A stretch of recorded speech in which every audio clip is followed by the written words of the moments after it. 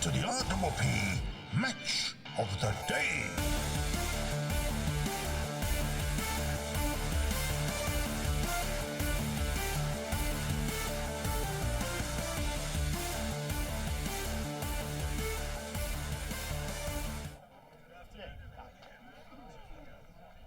Coverage of the match between Rosebud and Sorrento this afternoon, live from Olympic Park in Rosebud, where we couldn't have been blessed with a better day for the game today. Probably around 26 degrees. Sun is shining. We are in place and ready to go. And calling all the action this afternoon will be AJ King and Michael Voss. Good afternoon. Vossie, we're back. We are back. It doesn't seem like we've been away, and it's been a day, but we're back and looking forward to what'll be a good crowd down here, and hopefully a much better performance from Rosebud this afternoon. Well, how'd you go last night, mate? You would have slept pretty well. Pretty buggered after the call yesterday, Vossie. Slept reasonable. I had to be up at about 7:20 this morning. So some annoying bloke was ringing me this morning. I'm looking at him right now. I had to get you out of bed, so. Yeah, I slept reasonable. So I actually surprised myself last night. I thought I'd go home and sleep. I was actually awake until I went to bed last night. So that was quite good. But yeah, just hopefully not too much more of this. And how's your son? Yeah, he's good, mate. Not too bad. They're out and about today, but obviously yesterday we went to Rye Tyab.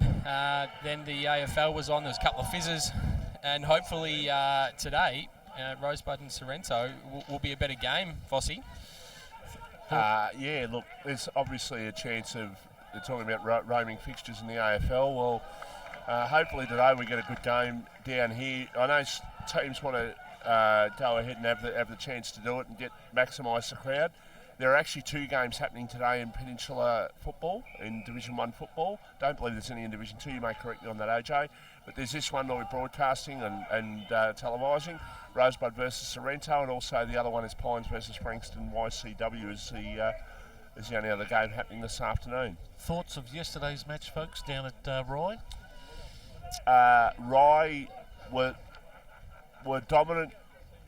I'd say bordering on arrogant, some of the stuff they were trying to do in that second quarter. They should have been so much further in front at half time.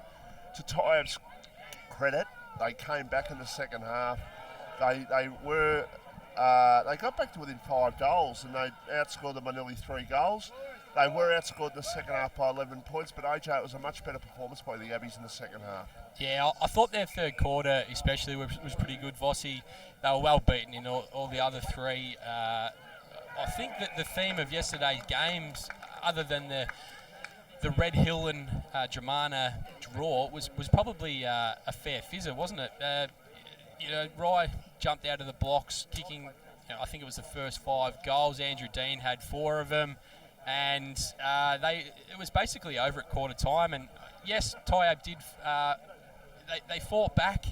In that third quarter, they come out strong. They kicked the first 2 or 3 goals, and they kicked 2 out of bounds in the full as well. Yeah, so they should have been a lot closer. But but on the other hand, Rye took a lot out of them. Yeah, Rye were just far too good for them, and I think probably looking on yesterday's game that Tyab unfortunately are probably going to be in for another long season, Vossie. Yeah, look, I think one thing we've learnt. I'm looking at you, Sus, when I say this, and I'm not saying this is you, but you say a couple of things about particular clubs, and they are up. And we found last year that there was a comment that was made on here, and Tyab really got very defensive and all that sort of stuff in terms of what they were doing. But yeah, look, I think you're right. I think they are going to struggle, just from what we've seen so far. I hope I'm wrong, but. Look, I got some mates down there, and I really hope they can turn it around. I really do. But I understand that, Vossie, but I suppose what we saw in the last quarter there was some ill-disciplined play, and we're not going to go about a club, but what some of the players were doing on the field just didn't represent what I think Tyab is or want to be. Yeah, no, that's 100% true too. But they sort of lost the plot there for a few minutes in terms of the way they went about it. But then after all, they finished the game, they shook their hands, and everything was rosy then. But that 4 or 5 minute period, you're right, they did get off track. I think there's probably a bit of a difference between going after a club and speaking about their on-field performance. It's nothing against Tyab as a club, but the performance we saw yesterday probably doesn't instill any confidence in myself watching it and thinking that they can compete with clubs at the moment like Langwarrin, Somerville, Coringal, Devon Meadows, who have picked up some really good talent. I think Tyab are obviously still going through the rebuild. They're a young side, so they're going to be hot and cold in periods, and they've just got to learn to... I spoke about this, I guess this is a little bit different in a cricket sort of things, that clubs go from being beaten outright to then competing. You've got to take small steps. You can't take giant steps, and I think Tyab played some really good footy in that third quarter, but 1 quarter of footy is not good enough. And Craigo, we spoke about your Kangaroos, and they did the same. They played one quarter of good footy, and it just doesn't stand up against the much better sides who have got more experience on the park. I think, just to interrupt there, Vossi, I think you see with clubs like Langwarrin, and we saw this last year, they might have a quarter where they're not quite there, but they hang in there, they're close enough, and then when they get into gear, they really take control. Well, yesterday, Tyab just never quite looked like they were starting to claw back against Rye. They were hard at the ball, and certainly there was a lot of heart, and a lot of people tried very hard, but I still think there was that skill gap, which was quite obvious in the first 2 quarters. The game that I'm talking about last year, they got a lot of criticism out of the game against Langwarrin that they played. I'm talking about Tyab here. When I don't think they kicked a goal. I think Langwarrin by maybe 110, 120 points. I don't think, from memory, Tyab kicked a goal. That was the game I was talking about, which copped it. They certainly weren't happy with the number of comments that were said by a number of people. But and I don't think they were necessarily derogatory. But the thing about a new season, you get excited, the new players, they've got returning Jake Anderson, they've got Corey Buck in there, Hose, first name? Yes, Will Hose. Will, thank you. Will Hose was very good yesterday. They've got some positive signs there. Kyle Hurlston, it was another positive sign. He had a really good game yesterday, I thought. I thought Lockie Cox battled hard down back when he went on to Andrew Dean as well. Yeah, look, obviously Andrew Dean was tightened right up. He only kicked the 5 for the day after having 4 in the first, 15 minutes of the game. But like I said in the footy show a couple of weeks ago, there are 12 teams in the competition. Someone finishes on top, someone finishes on the bottom. Sides recruit, some sides recruit better than others. And probably a side like, for instance, a side like Pearsdale, who were down with Tyab last year. Pearsdale, it seems, after 2 games have recruited a lot better with their results in the first 2 games what Tyab had. Only time will tell whether that happens to be the case. Gentlemen, the second game yesterday was Mornington and Coringal, which we thought Mornington were going to win towards the end, but I understand, Pete, 3 goals in the last 5 minutes by Coringal, and it was all over. Yeah, probably some matchups that didn't suit Mornington that well. They did some positional changes, I'm told, late in the match, and they didn't come to effect. And how was Lockie last night? He wasn't a happy camper. So. Well, because it looked like, for all the world, like everything else was looking like it was going to be a final score, and thought, Mornington's got this game, they're going to win by 10 points or so. And then we looked coming home when I came home with you yesterday, and it's like, no, they've actually lost. And 26 points in the last quarter they're up by. I think we were all surprised by the fact that Coringal were heavily beaten by Devon Meadows. Devon Meadows didn't play very well in round 1 against Pearsdale, and Pearsdale showed them up on their home deck, but they've fought back well this week, Coringal, and they're going to be a very good side. Mornington as well. We probably didn't think that they were going to be as competitive as they are, but losing Jackson Calder and a couple more experienced midfielders, and I think that that 5 to 6, 7 sort of teams in Div 2 probably, other than Langwarrin, are quite tight. So results are going to go either way, and if you were Mornington, you'd be very disappointed with that, conceding those goals in the last quarter when 26-point lead, Such just said. yeah. When you're up in the last quarter, you need to know that. But the thing with Mornington is that they lost the experience. They didn't ride in mount a comeback at any stage on the last Saturday night. So whether that's an experience thing with Mornington, if they're conceding goals in a flurry, Vossi. I just wonder. Now I'm going to turn the attention to Simon Ducey here, and I'm not saying what he did was wrong yesterday by any stretch of the imagination, but I'd like to see the last 15 minutes of that game and just see what moves they actually did make. Well, we'll watch it on the replay during the week. Well, I intend to. So, I'd be interested to see what he actually did to try and stop things. Did he try and change a matchup? Which player from Griggle got off the leash? All very interesting. I think the momentum obviously was with Karinga late in that game as well, Pete, and obviously that was enough to get them home. No, that's a great effort for Kringle. I mean, I don't believe they have under 19s this year, so that's a drama. Sorrento 19s, so a bit strange rolling up today here at the ground and seeing no under 19 match. But well done to Kringle. Mornington will bounce back, and we'll head into next week, the Anzac Day round. Folks, what are your thoughts on team selections today with Sorrento coming up first? Yeah, I think Sorrento's got a very strong outfit today, Vossi. They've obviously lost Mitch Hallahan through a slight hamstring injury. Daniel Grant's also out, but a big in Daniel Hughes, who is not playing with Northern Bullants this week, Vossi. Has he still got the man bun?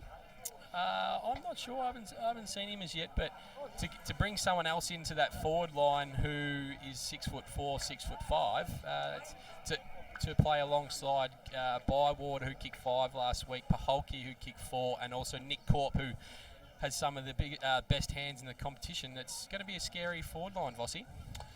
Yeah, look, you were telling me about the forward line set up before we came on, and when you've got a 4-prong attack, as you mentioned, it's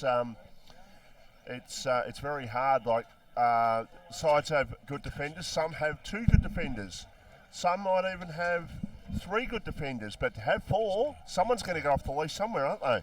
Yeah, they are, but that's 4 real quality forwards. But that's leaving out like a Zach Burns, Shannon Gladman, who's probably going to start on the forward flank. So. Shannon Gladman is capable of kicking a bag of goals as well, Vossi. And James Hallahan will have a few shots at goal potentially as well. Absolutely. So just a couple of things from the Sorrento's perspective is that last week their debutant Nick Wood had 25 touches. Same for James Hallahan, and he went at 80%. As an opposition, you don't want James Hallahan going at 80%, Vossi? No, because those 80%, like when you break down kicks to handballs, his kicks won't be a lot short. They'll be long kicks. They're 65-metre kicks. He's a big kick of the ball, is James Hallahan. Even with his, I won't say dodgy knee, but even with his knee injury that he had a couple of years ago, 2019, I think. We didn't play in 2020, so I guess in 2019 he had that injury towards the end of the season. He came back and I think he might have hurt himself again, but he's a quality player, Hallers, and they're looking good. And I mentioned before round 1, Frankston YCW, Bomb Beach, Mount Eliza, and Frankston YCW, Frankston Bombers, Mount Eliza, and Bomb Beach. 4 sides. The other sides are sort of chasing them a little bit. Well, Sorrento had a really good win round 1, and they beat the Bombers. And obviously with the recruiting they've done, Sorrento are looking very strong at the moment. Absolutely. Let's go through the lineup, Vossi. We've got young Charlie Stokes, Luke Brigden, Nathan Ryan. Nathan Ryan, who played predominantly more as a forward in the last couple of years, he's gone back. He played really well last week. James Hallahan, Nick Marston, the evergreen Nick Marston, Vossi, and James Brigden on a half-back flank. Got Liam Fraser, Marcus Garden, and Matthew Dabrowski. Not sure Marcus will start in the centre, but we may see something today. Rourke Fisher. We forgot about Rourke Fisher, Vossi, playing on the half-forward flank. Nick Corp, Shannon Gladman. He'll pop up and kick a couple as well. Curtis Bywater, Daniel Hughes, Zach Burns. And the ruck, Johnny Crode, Miles Paholke, Nick Wood. So last week. Johnny Crow, first game back for his home club after returning from Queensland. He had 19 touches and 31 hitouts, and he was best on ground from the people I've spoken to last week. His first contest of the whole game, he leapt into the opposition's ruck and he was forced to go off with a blood rule from the face. So he absolutely dominated from speaking to a few of the boys, Vossi. Yeah, look, as I said, they're looking very, very strong at the moment, even though it's only going into their second game of the year. But they seem to just have a lot more depth at the moment, Sorrento, than what they did last year. Absolutely. We look at the interchange. Lee Paholke, I don't think he'll start there. Mitch Parker, Ben Brown and Taj Barber, a couple of young players who are coming in for their first game of the year. And I think a few more stats from last week. They were plus 34 in disposals, but they were plus 40 in effective kicks, Vossi. They're a highly skilled side. They were plus 27 in their marks, so they controlled the play. They were plus 18 in uncontested marks, and this for a stat, they had 14 deep 50 entries, and they kicked 8 goals from 14 deep entries. So all but 2 they didn't score. Eddie McGuire had a fascination with stats, Sus. I reckon AJ could be coming like that. There's a stat for everything, isn't there? Oh, wow. When you're given the stats, Vossi, and you use them. You use them. Thanks to Premier Data. Sus has given me the panel. I've gone on and done a bit of research, Vossi. No, look, I appreciate you doing that, and it's making our job a lot more informative, that is for sure. And we're going to head to a sponsor break now, Vossi, and we'll come back and we'll have a chat about the home side in Rosebud. Everyone knows Australia has 4 big banks, but the 5th biggest retail bank is snapping at their heels. It's a bank that's been around for over 160 years, can be found in over 500 locations nationwide, looks after over 1.8 million customers, and is regularly voted one of the most trusted brands out of all the thousands of brands in Australia. Who is this fantastic number 5? Yep, it's Bendigo Bank. The better big bank.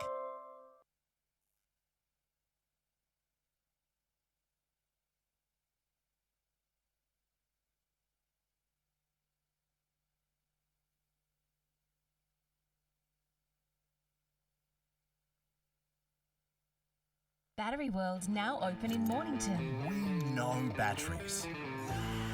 We know our 75 D23Ls from our D65 LHs. And we know which is best for you.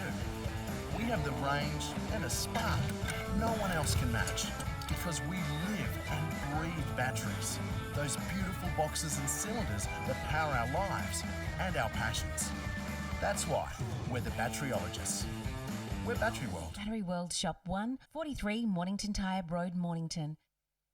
More and more people with a taste for quality are shopping at Eliza Meats. Kevin and his lean team pride themselves on the finest cuts, from juicy steaks and roasts to high-grade mince and sausages. And Eliza Meats are the gourmet specialists. Inquire about Eliza Meats Spit Hire. Phone 9787 4473 for a mouth-watering meal fit for a king. It's all at Eliza Meats. See our sponsor Kevin at Eliza Meats, 112B Mount Eliza Way, a station sponsor.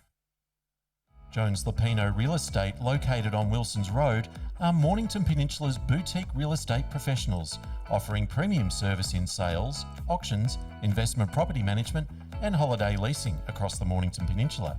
Contact Jones Lapino for the very best in client experience on 5975 5593 or visit joneslapino.com.au, a station sponsor. And welcome back to our pre-game coverage live on Facebook and on the rppfm website. It's time to look at the Rosebud side for this afternoon's close. AJ. Yeah, let's have a look at their back line from the back pocket. David Cohen, Mitch Dempster, Aidan Glassborough. Those 3 are going to have their hands full, Vossi. Like I said, when you've got 4 quality forwards, what Sorrento have, they are definitely going to have their hands full. And it all comes down to the midfield then, which we'll get to in a minute. And we'll just move on to the half-back flank.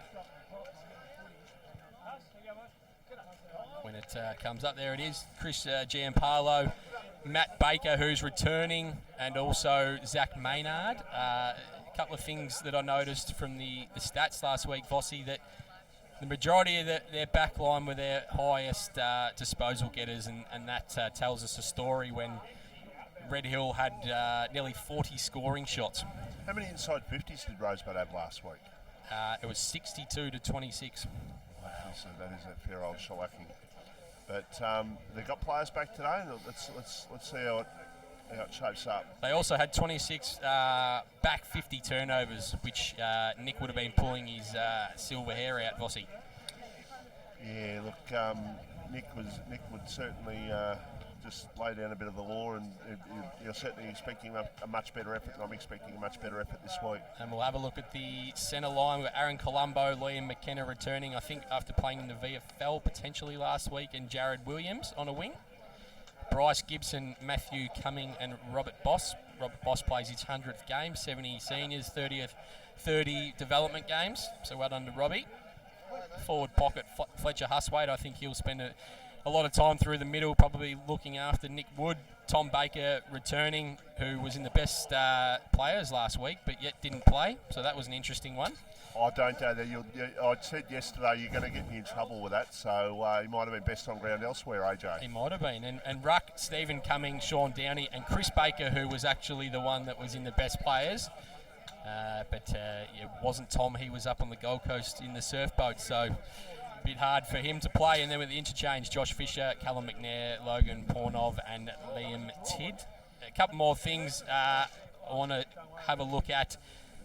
Red Hill last week scored 12 goals, 17 from turnovers.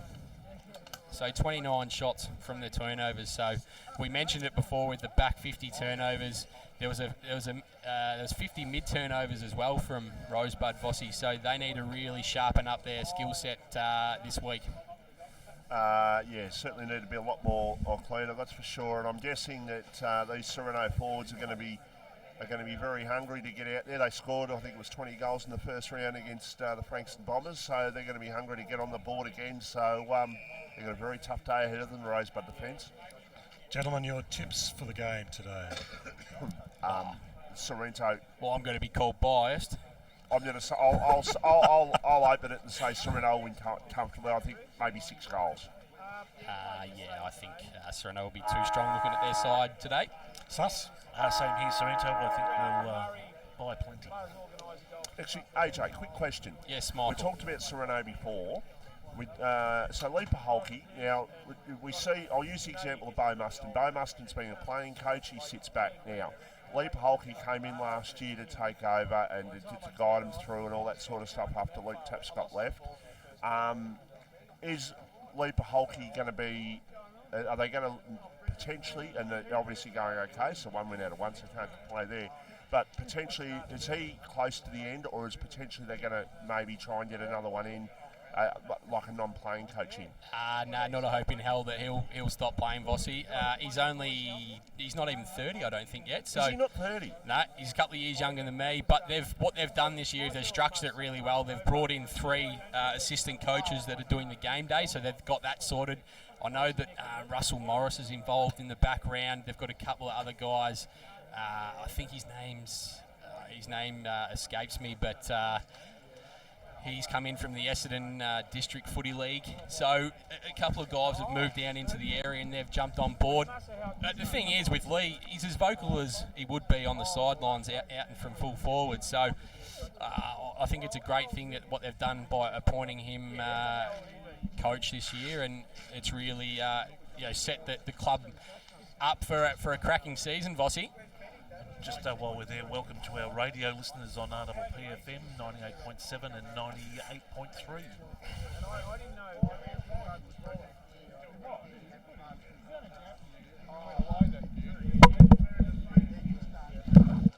So the players are just getting into position now.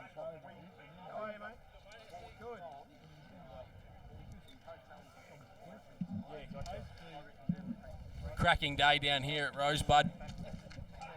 Not a breath of wind at the moment, which is good. It's quite warm. Should have some silky skills as the first siren sounds. And we're underway here at Olympic Park.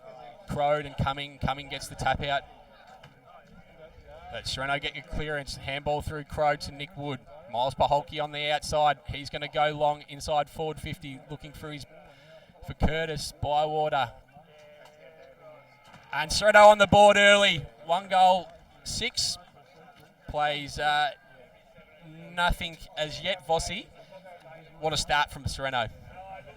If you're going to get the ball as clean as that down into the forward line, well, it's going to be in for a very long day. So, yeah, they need to know what the goal kicker there was. Bywater, was it? Didn't quite pick up. It's pretty hard from back here. It is a long way back. It looks like Polks and Bywater are down there. Johnny Crow gets the hit out. He jumps over Cumming. The ball's just in tight in the middle. McKenna comes away with it. Out to Colombo. He's on the defensive side of the wing. He looks to sweep. Rosebud have got a bit of run. Up to Liam Tidd on the wing. He looks to roll round onto his left. That's a bit of a mung looking for Tommy Baker. Nick Marston comes through. He's able to spoil the ball. Dabrowski gets the handball for Sorrento. The ball's in the hands of James Hallahan. He looks to cross goals. That's a fantastic kick. Finds Miles Paholke all by himself.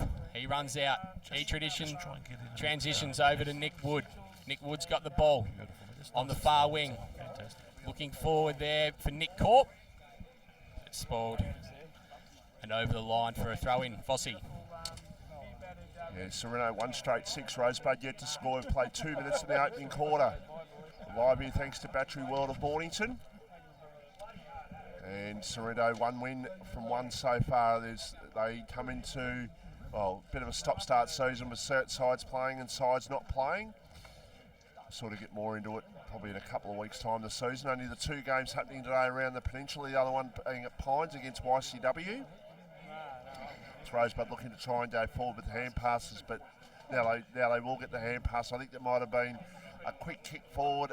It's marked, and now an opportunity as they go forward towards Baker at full forward. No, in fact, there is a mark down there, and it's been taken about 35 metres out from goal. And it's Tom Baker who's got it, and this to even up the scores. Good one-handed juke there, Vossi. Just held his opponent, Luke Brigden, out. Strong fella, Tommy Baker. This Baker's going to kick from about 25 metres out on a slide angle, kicking towards the clubroom end. And the umpire has not moved. Rosebud get there first on the board.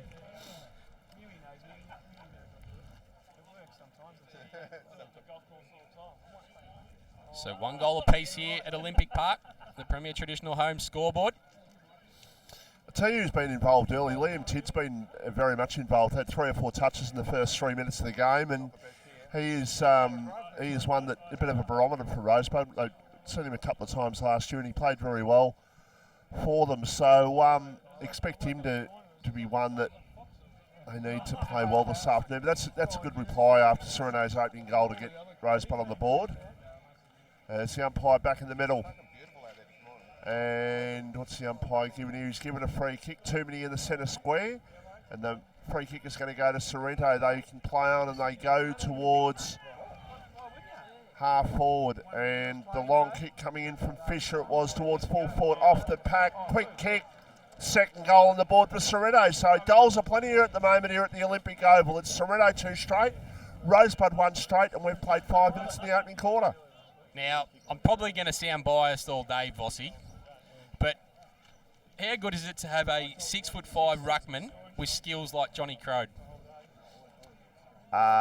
He takes the ball there from the free kick. He runs away with it. He hits Rourke Fisher up at half forward, and then they get it long to a contest between Corp, and then they've got Bywater, Paholke there waiting, and they're able to just score easily.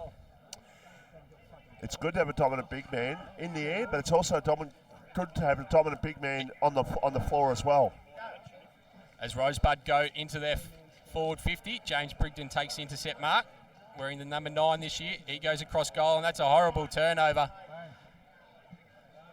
But they miss to the far side. Rosebud go to 1-1-7. Play Sorrento 2 straight. James Hallahan will do the kicking in duties. He's got Nathan Ryan there They look to move it from outside their defensive 50. They go up long towards the wing, but outmarked is Dan Hughes. Matt Baker taking the defensive mark. He looks to put it inside forward 50 for Rosebud. Umpires found a free kick here. And it's a Rosebud free kick to Tom Baker. It's about where he kicked the first goal from as well. Similar sort of angle anyhow. That size difference already, Vossi, I think, playing a few problems with Luke Brigden down back. So Tom Baker has kicked one goal. This to make it 2 goals apiece, or Rosebud kicked the point, so it will be 2-1 to 2 straight if he kicks this. So Baker it is, walks in, walks through 50, has a shot from about 35 out. He puts it through for a goal. Rosebud ticking down to the soccer oval end of the ground. They have 2. They're 2-1-13. Sorrento 2 straight 12. Good game of football.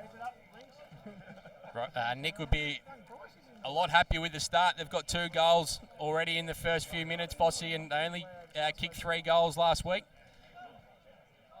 And it looks like, you know, the players have got back this week with the experience with the Baker boys coming back into the side.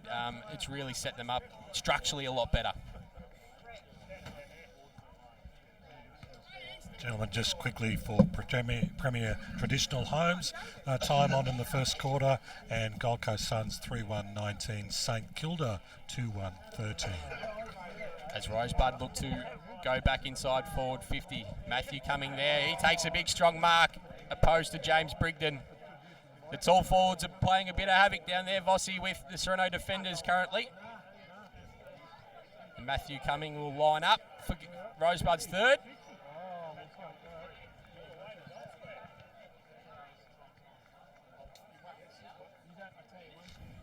There's a 50-metre given, so that's definitely going to be Rosebud's third goal here.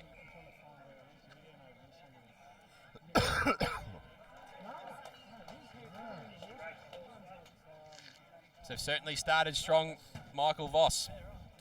Very much so, and I think they're certainly giving a reaction to some very strong words from Nick Jewell during the week, I'm sure, and it obviously helps having players back in their side like the Baker boys. But good start by Rosebud after Sorrento got their first goal. Sorrento have taken inside 52 twice for 2 goals, and Rosebud, well, they're just utilising very well at the moment. So Johnny Crode's come to the bench for Sorrento. Dan Hughes into the ruck. He does still have that man bun, Vossi. Hughes against Cumming, the Stephen variety. Rosebud look to get the clearance through Sean Downey. He puts it long. Contest between Cumming and Brigden. Rosebud looking to get the crumb. Outnumbered though, James Brigden has the ball. He handballs it forward. Marcus Gardner's got it. He goes back to Charlie Stokes. Handballs it back to Marcus Gardner in front of the Sorrento bench. Nick Corp to make a contest here.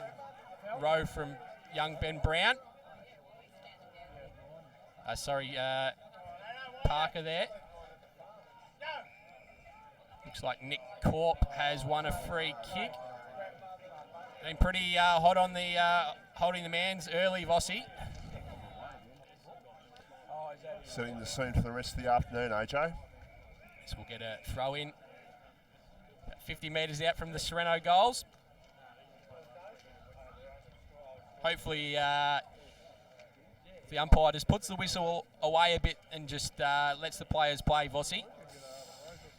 Yeah, look, you certainly want to see a nice open game of football, which we've had, and hopefully it continue. And you certainly know what the umpire's sort of clogging it up with needless free kicks, so it will make the game flow a lot better. As Sorrento looking to go forward, they go with a high kick towards the centre half forward area. Going up, there was Hughes, falls to ground. Still an opportunity now for the Sorrento side. They have the shot, and they put through the third goal. And the goal has been put through on that occasion. Ben Brown, ex-Rosebud player, Vossi. It was Ben Brown who put the goal through. So they have their third goal. They're up to 3 straight 18. Sorrento 3-1-19, and we've got a real high-quality game of football here on Easter Saturday. Rotations are plenty from both benches at the moment. Pretty hot conditions. 3-1-19 plays 3 straight. Rosebud lead.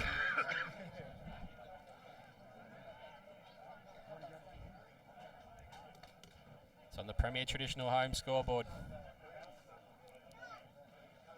Match of the day brought to you by Battery World Mornington. Hughes and Cumming go at it again. Liam Tidd tries to break through. Young Barber picks it up for Sorrento. They sweep it wide. Fraser throws the ball on the boot. He just gets it long. Out in front of Parker. He's looking to just create a stoppage. Fletcher Huswaite picks the ball up for Rosebud. Strong tackle out there, and it's been given throwing the ball. Sorrento will get a free kick just outside the forward 50 on the far wing.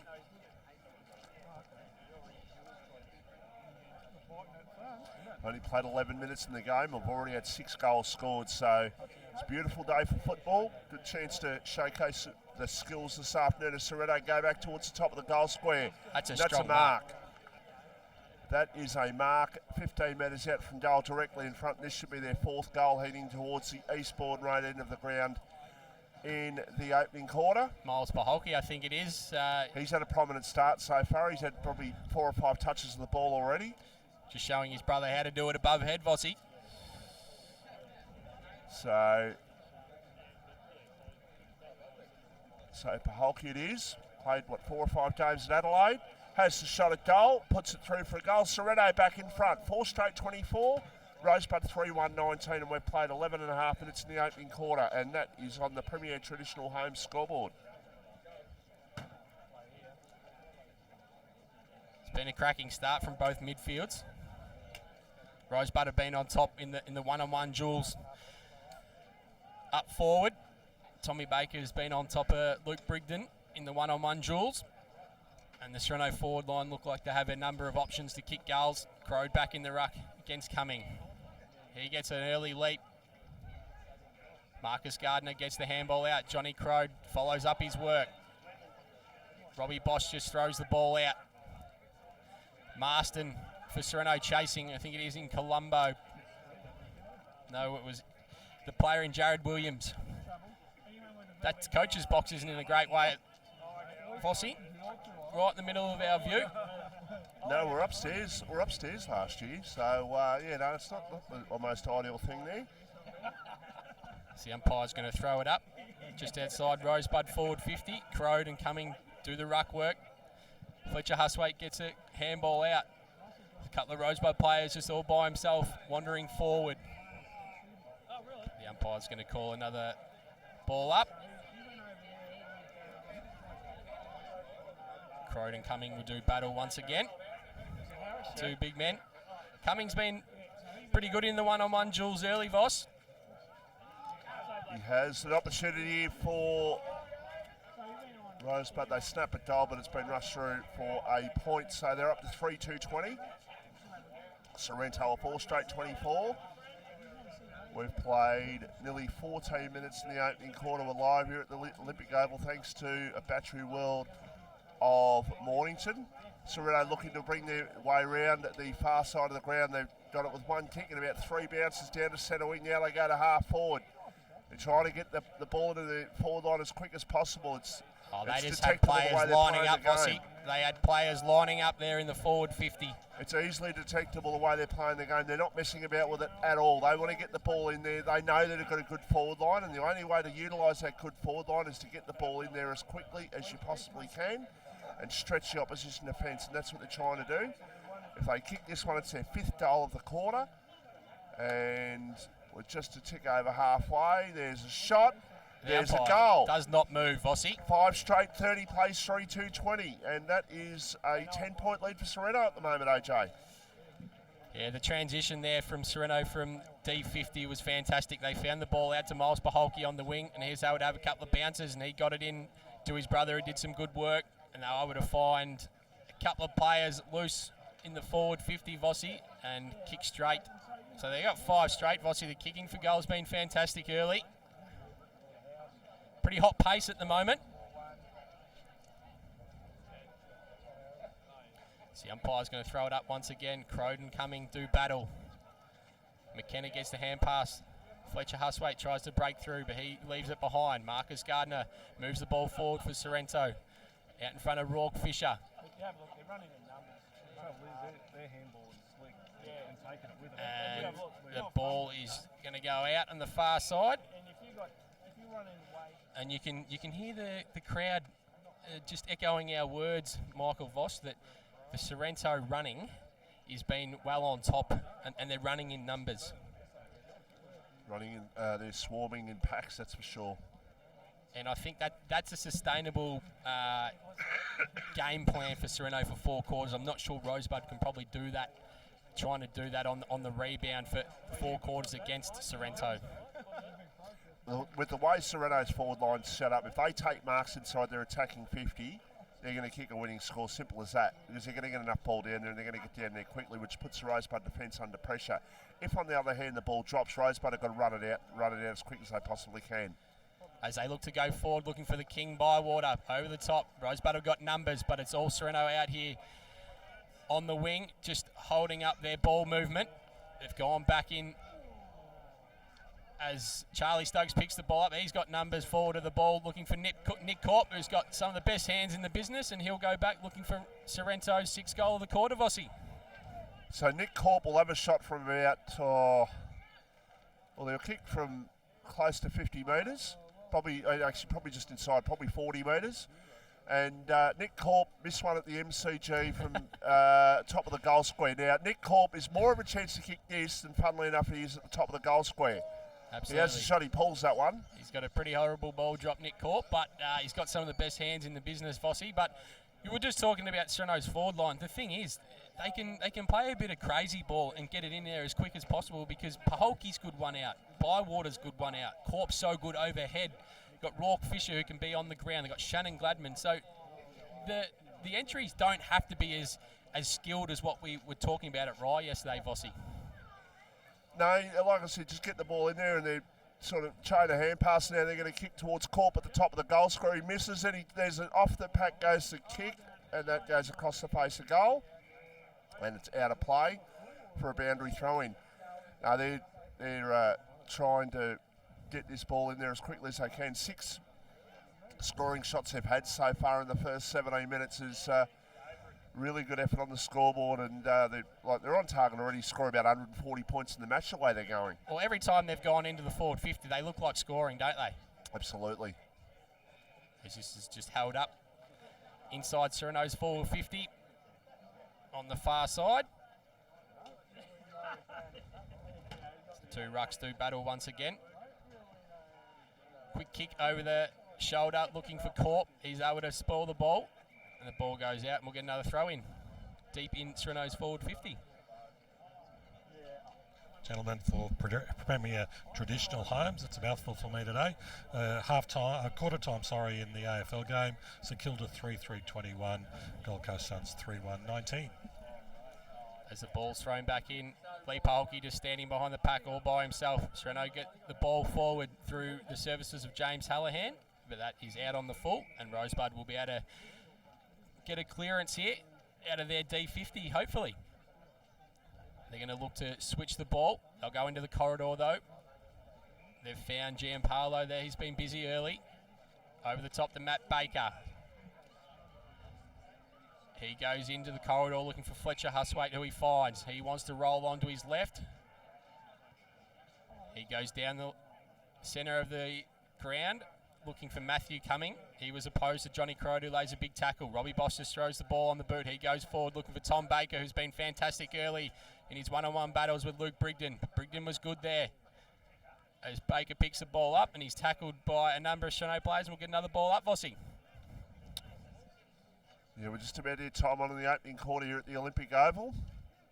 Sorrento up by 11 points. Rosebud looking to get the ball off. They did get the quick snap away, but it's just missed. And they're 3-3-21. Sorrento 5-1-31 Premier Traditional Home scoreboard as Sorrento looking to bring the ball back into play. Beautiful day down here at the Olympic Oval, and I'm sitting here in a hoodie. So how am I doing? But it is a beautiful day down here. That is for sure. More like a late summer's day, not an early autumn sort of day. That is for sure. There's a quick kick forward inside attacking 50 here for Rosebud. leading in the race to the ball there at a hand pass, looking for, no, he ran past Robbie Bosser on that occasion. Now comes back. It's taken on this occasion by Marston, it was. Now the umpire has given a free kick and it is going to go to Sorrento after they did lose the ball there for a period. It's taken by Dabrowski, who centres the ball, goes out towards our centre wing, goes to kick. They're just trying to get it and go. Their spread's been fantastic, as we mentioned early, Vossi, but how quickly do they get the ball from the D50 into the forward 50? Oh, look, it sometimes they just might be going a little bit too quick, but I suppose better than going too slow. So Rosebud now with a long kick towards full forward. That's going to be a mark. That is going to be a mark, and that is, I believe that's coming with the ball. He started well, young Stephen Cumming. He's been good in the ruck. He's battled hard. He's got some really good hit-outs to advantage. That was a beautiful kick in the fact that he was the target and he had the long arms there against his opponent. It was a bit of a mismatch there, and in that the way the ball came in, it was a mismatch. Just got a Facebook message in, Vossi, from Bush Bradman, and he wants the 2 score. Rosebud won that by just under 2 goals as Cumming kicks that through the middle. Rosebud get their 4th.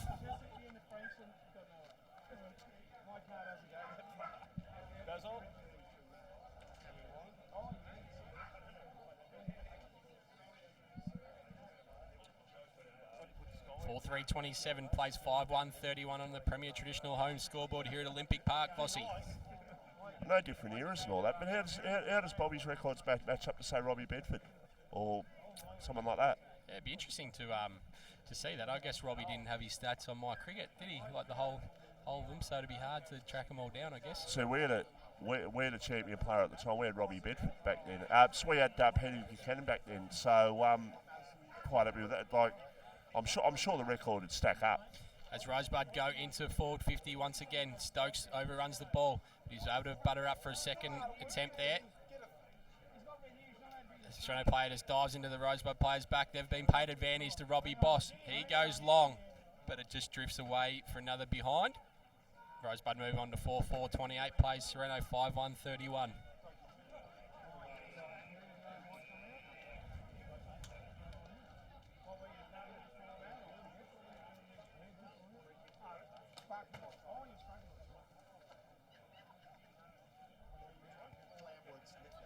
So free kick, I didn't see what the free kick was for, but it's going to be a shot at goal to take place here by Robbie Boss. They've been red hot today, the umpires, Vossi.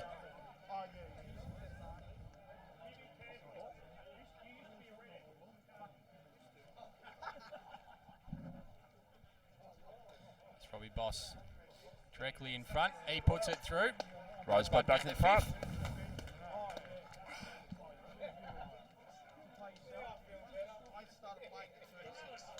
5-4-34. Plays 5-1-31.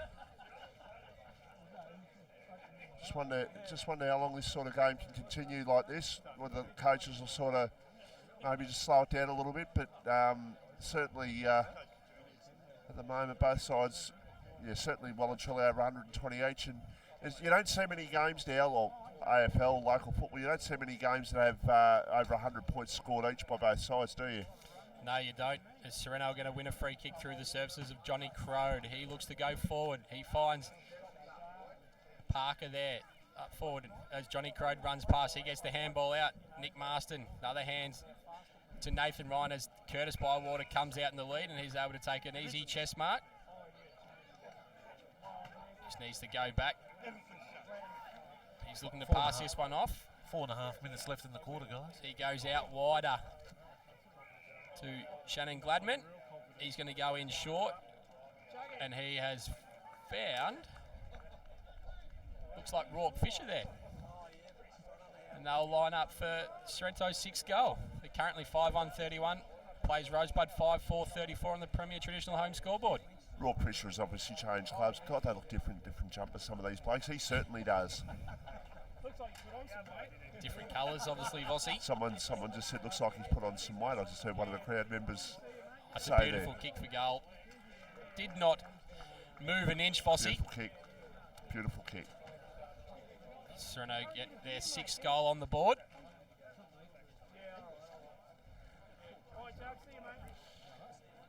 So 6-1-37 plays 5-4-34. Premier Traditional Home scoreboard. And just a reminder, we'll have a score update for you shortly from that Pines and YCW game, which is a big game happening at the Eric Bell Reserve this afternoon. We'll keep you updated with that. Ball back to the middle. Cumming won the contest. And you're going to get a free kick here, Rosebud. Not sure how long we're going to have to go. I reckon the way it's gone, 11 goals, you'd have to say the quarter's going to go 31 minutes. We're 26 minutes into the quarter now. Long kick to full forward. And that is a mark. And that is a mark to Tommy. He's paid in the back. Yep. I didn't see a lot in that, AJ. You obviously did. I just saw the call, Vossi, but it looks like he just used his brute strength there. Yeah, well, we saw what Tommy Hawkins did with Harris Andrews last week, but I don't think necessarily Tom Baker did a lot wrong there. I think he's a bit stiff.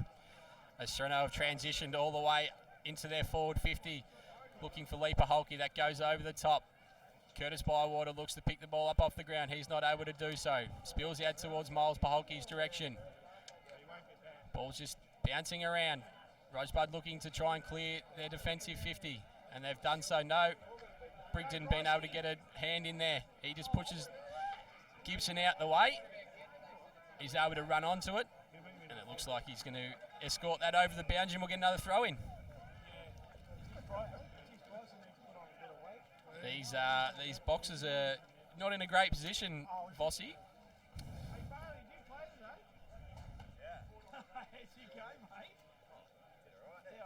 As the ball's thrown back in, both Cumming and Crow doing battle in the ruck. Liam Tidd tries to shrug off Zach Burns. Shannon Gladman gets a quick kick forward, looking for a plethora of options, and that's a strong mark, but no. Free kick given against Nick Corp to Matty Baker there. Baker's going to come out this side. He's gone wide, and Sorrento are going to reload. Vossi. So it's just under 2.5 minutes to go in the quarter. It is a kick now for Rosebud down towards half forward and third in line. Mark has been taken by Robbie Boss, the 100-game player this afternoon. He goes high with a kick inside attacking 50. Big jump at the back of the pack, not taken.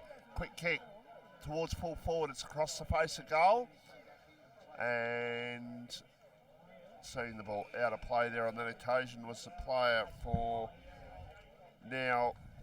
I wonder would Logan Pornoff be number 12? Because that was the number 12 descent. He is number 12. Okay. And my correction for that, if you can't see from the camera angles that we're looking straight at that coach's box for Rosebud, and they've got a 2-story box on there for Nick to stand at great height, and Matty Baker's clearing kick looked like it was going out in the full, and then all of a sudden it kept coming down the ground, Vossi. Yeah, it can be a bit deceptive. It's a bit like the Mornington interchange bench as well. You saw that last week as well. And Rosebud get one late. A high kick towards Baker at full forward. The marking contest goes up. Liam Tidd needs to go off the ground here. He tries to go around. He's going to get a free kick but too high. Directly in front of goal. So this will be a goal. And this will be the 6th goal on the board for Rosebud. Surely he couldn't miss this. I think it'll be the 3rd goal conceded from free kicks against on the Sorrento side, Vossi.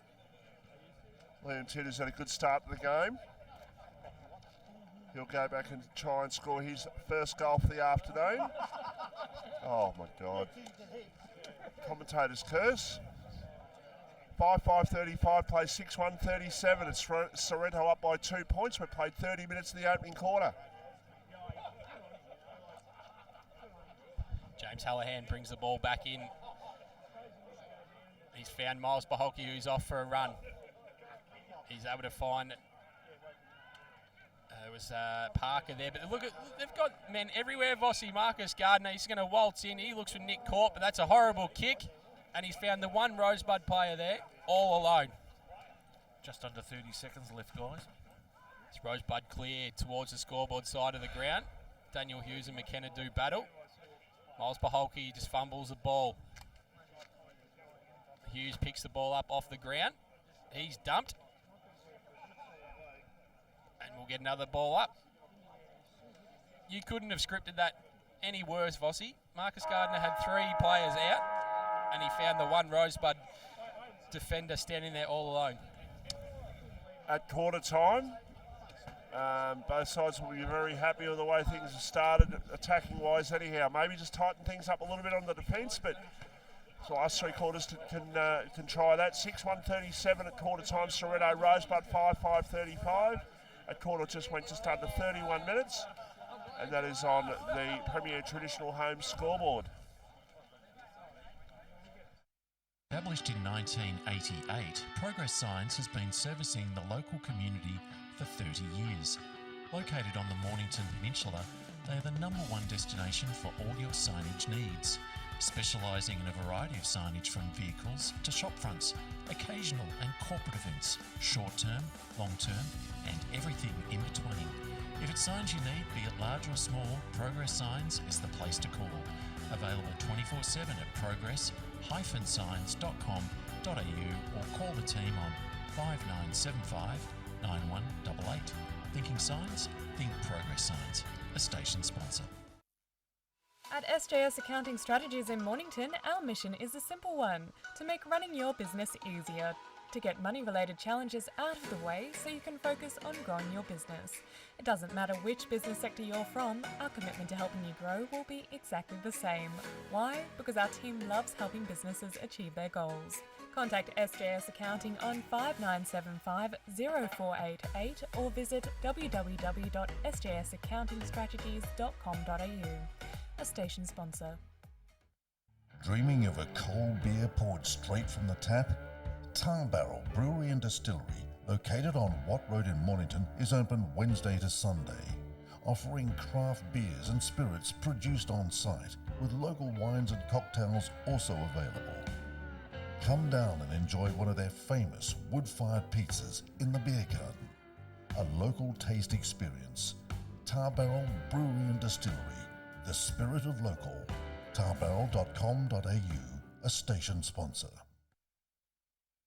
And welcome back to rppfm footy, live from Rosebud this afternoon on this Easter Saturday. It's a clash between Rosebud and Sorrento. Gentlemen, haven't got a score through from the Pines YCW game as yet, and they've just started the second quarter in the AFL game, St Kilda and the Suns. Matty Main will be watching that game. And Matty, if you're listening, chuck it up on the Facebook page for us. We want to know what's happening down there. Of course you'll be listening, Voss. You'll be listening to your tones, mate. He's a good man. He's a good man, Matty, and so he'll certainly, if he's listening, he'll certainly put that up for us. That is for sure. Gold Coast up by 9 points, as Crago just said. So not a good start for St Kilda. It's a big crowd getting in today, Vossi. It's great to see the big huddles out there at the moment. 26 degrees too, boys, so quite warm out there for the players. First game of, I guess, local derby that I guess you could call it for the year.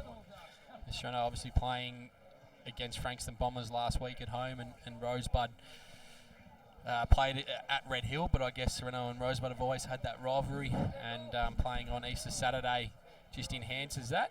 Gentlemen, I think this has been the best first quarter we've seen for quite some time. Yeah, the pace has been frenetic, Fossey, hasn't it? It really has, and both sides really wanting to take it to the other. Sorrento probably look a little bit more adept at it than what Rosebud do, but Rosebud had a few opportunities late to be in front at quarter time. Unfortunately for them, they couldn't put the score on the board. They've had more scoring shots with just a couple of points behind on the scoreboard.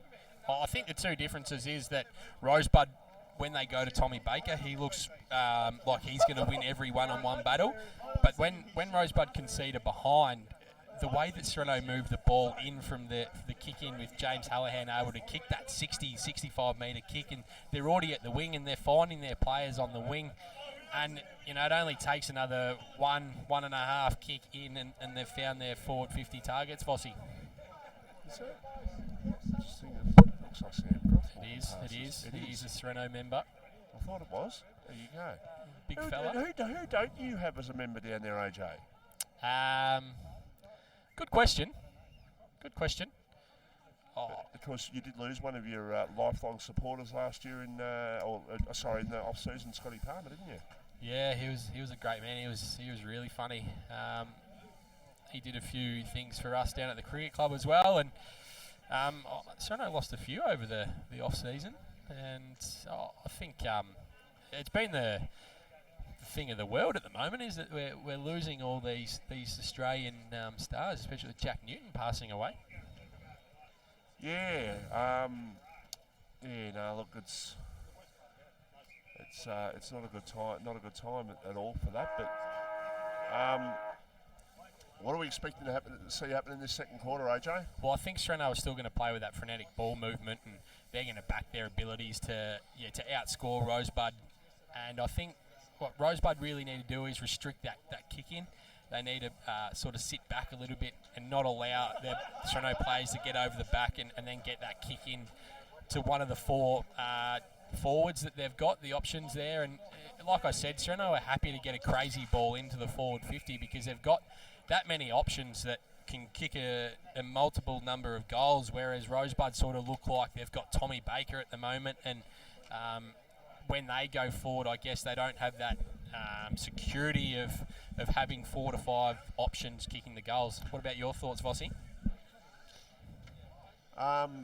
Look, I'll just hope that we really see. Come on, mate, get off the fence. I hope we really see a game that both sides are just freely going at it, just not change the game plan too much. That's what I really want to see. But I think that's what Nick's going to do from Rosebud's point of view, is that he will never back down and he'll never make his side back down, and they'll take it right up to Sorrento. This game means a lot to Nick Jewell, doesn't it? Oh, it does. It certainly does. Johnny Bess has been out on the ground too. He's got some thoughts from the Sorrento huddle. So Sorrento have just said that they need to lower their eyes a bit, and they want Matty Baker to go wide.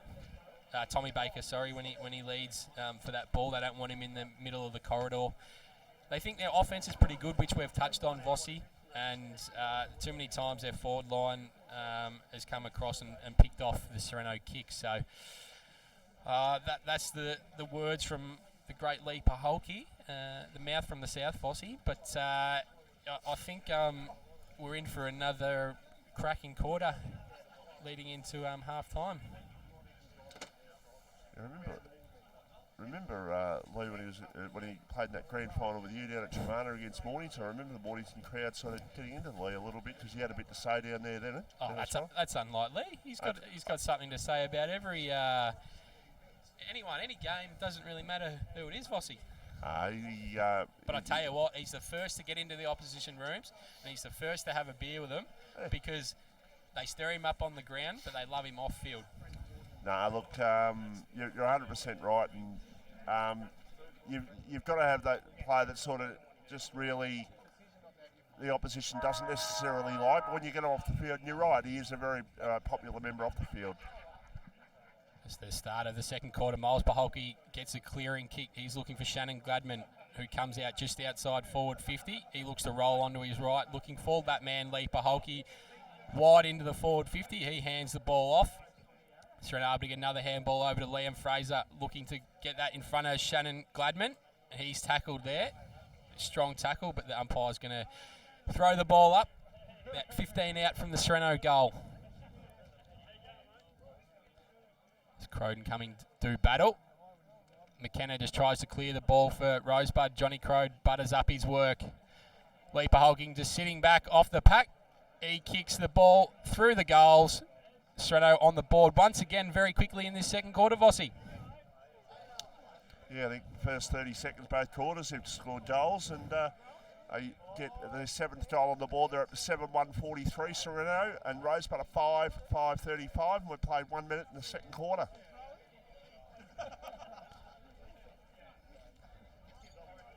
Once again, Sorrento able to just get the ball forward, and with the plethora of options up forward, they're able to scramble and get it through the big sticks, Vossi, to kick their 7th goal.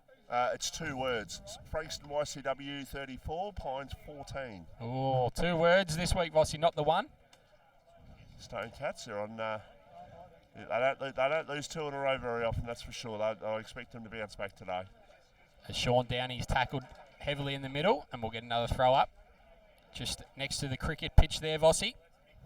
Hasn't that been a dynasty that they've had over a long time of just being so competitive? I know they lost the elimination final 2019, I think, but it's just been so successful over so long. Amazing club. As Nick Wood lays a big tackle, it looked like that was probably should have been holding the ball. He was dispossessed. Sean Downey goes on the left. He moves the ball forward. And the players are just going to try and get a stoppage here right in front of the Rosebud coach's box. And we'll get another ball up.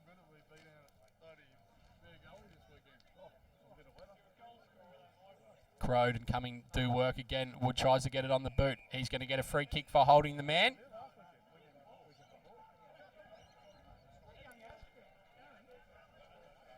Big-bodied midfielder, first year for Sorrento, Vossi, coming from St Kevin's. He was the captain there. I was told last night by my old man, but there's a big contingent of St Kevin's people that have moved down to the peninsula.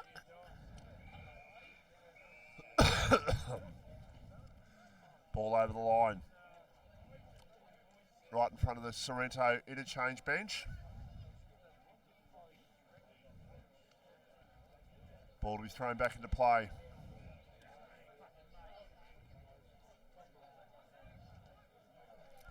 It was knocked down there by Hughes. It's taken away by Fraser for Sorrento. Goes inside attacking 50, but it's going to be cleared on this occasion by David Cohen. It was, who goes out towards the half-back line. The ball bounced unkindly there for Hughes. Now gives Rosebud an opportunity. Boss, his kick was smothered off the boot. Now they can turn the ball over. It's Paholke once again. Miles goes to the kick towards half-forward. 2 ends for beginners there on that occasion. No mark taken. It's going to be cleared now for Rosebud as they go down the line, and the mark has been taken. And it's been taken by Bryce Gibson. He goes in short. He's got a teammate there who can get it and go. He's 15 metres in the clear, and Liam McKenna. He goes round one, just sells the dummy easily. Goes with a kick towards centre half forward. No mark taken. Ball on the ground. A chance now for the player in Gladman there for Sorrento. Goes in short, and the ball at the top of the goal square for Sorrento, the goal that they're defending, and they take the mark. Now they go with a kick out towards Nick Wood.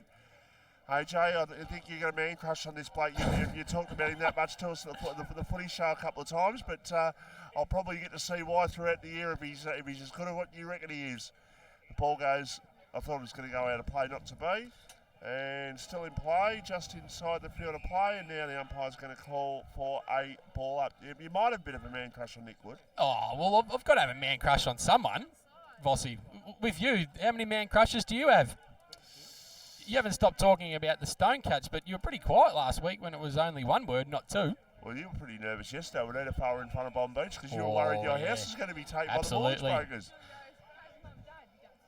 As Rosebud looked to move the ball forward, they found, looks like the player there in Jared Williams. He goes out wide. Need to get that ball back in the corridor. Liam Tidd is able to find a teammate there in Bryce Gibson, and he'll line up for goal.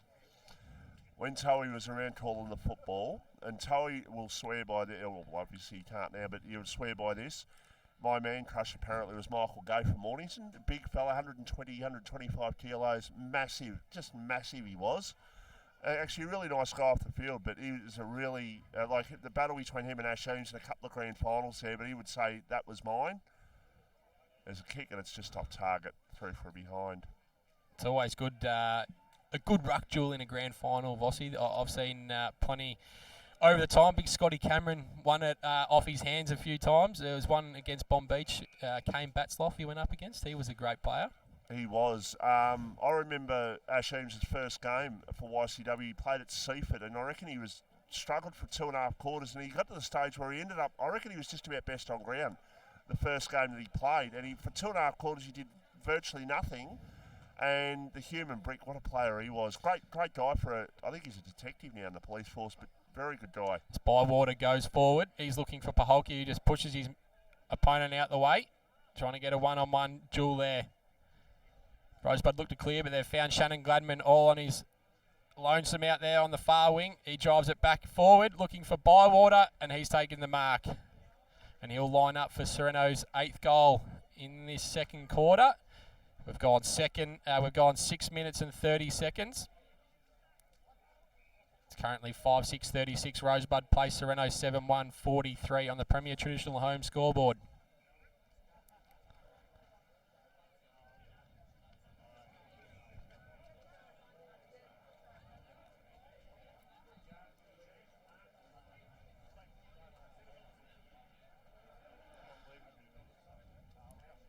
It's taken a while for this set shot, Vossi. As Bywater comes in now. Once again, the goal umpire does not move. And that's Sorrento's 8th. As I mentioned, about 7 minutes into this second quarter. They move on to 8-1-49. Plays Rosebud 5-6-36 on the Premier Traditional Home scoreboard. Yeah, Curtis Bywater, that sort of, well, what would you call him? Second wheel, third wheel, fourth wheel, whatever, in the forward line. He's one of those dangerous pack of forwards for Sorrento, and he's already got a couple on the board. So I want you to get in trouble, Vossi. I want you to name the ranking order in the forward line. The 4 players at what? Corp, Bywater, Paholke, Rourke Fisher. We didn't have Rourke in it before, No, did we? but we forgot about him up forward. Who was the other one we had? We had Hughes, but he's playing predominantly, he's centre half forward and in the ruck at the moment. As Sorrento look to go up in front of their coach's box. Hughes gets the ball. They've got a couple over the back of the contest here if they can get it out.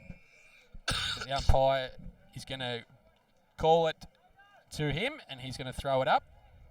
Just in front of the Sorrento coach's box here. Crode coming to battle. Crode able to get that tap out. And we'll get a throw in. As an all-round threat, I'd still have Nick Corp as probably number 1 in terms of going around, marking the ball. No, hang on. Marking the ball. I'm not as a goal-kicking threat. Not as a goal-kicking threat, but as a marking threat. He can ruck. He can do all that. Miles Paholke's shown he's very, very capable. I'd still have Bywater probably as a goal-kicking threat. I'd have him ahead of Nick Corp, but I think that would be the way I'd say. Would you agree with that, AJ? I'd go Lee Paholke 1. He's the first seed. He's the one that kicks you 80 goals every year. We didn't mention Lee Paholke. That's why I didn't mention him. Well, there's Miles, his brother, just taking a mark on the forward 50, and he'll look for Bywater, who presents up the middle of the corridor. Right in front of him, that was Lee trying to take a hanger. Not sure that he's used to doing that, Vossi. As Rosebud look to take that out of their defensive 50, they go wide. They're a little bit stagnant with their ball movement at the moment, Rosebud, Vossi. Sorrento able to just repel all their exits from the forward 50.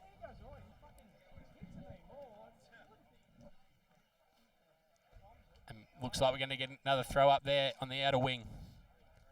No, well, the ones we just mentioned, I didn't mention Lee Paholke, but Lee Paholke, going back to the year that Chris Stores, I reckon it was, played, I think Lee Paholke kicked something like 75 goals that year.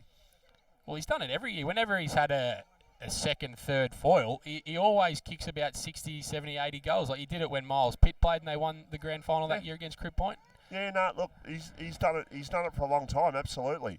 I don't want to say it to him, but just for what it's worth, I'd go Corp 2, Bywater 3. And let's get back to the footy here. There's a great rundown tackle from, it looks like young Taj Barber there for Sorrento, but the umpire's going to throw it up right in the heart of the wing on the far side, Vossi. But I tell you, his brother's had a good game today. Oh, he has. And I think this is his second year back in the competition. And you know, it takes those guys a year and a bit just to acclimatise and come in. And the thing is that Miles actually started as a forward through his junior career and then went into the middle. So his overhead marking, it's far superior to Lee, and Lee will admit that. So if Miles rests forward, that's where it does get scary at times as well. And you've got to throw Mitch Hallahan back in.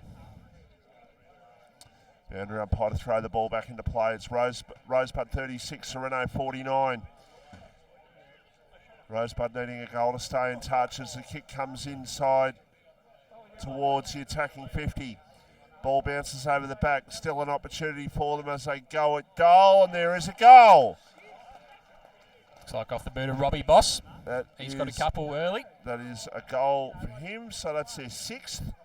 6-6-42, plays 8-1-49. They needed that because they conceded the last couple of goals.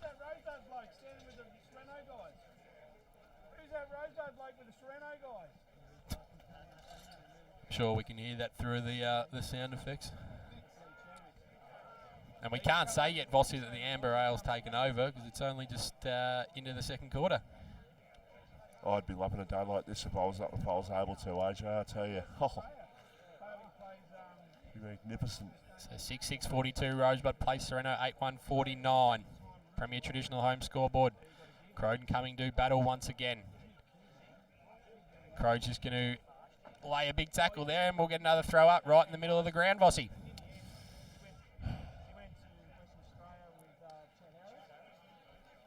Umpire throws the ball up once again.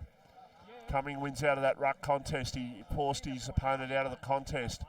Legally, of course, taken now for Sorrento with a long kick towards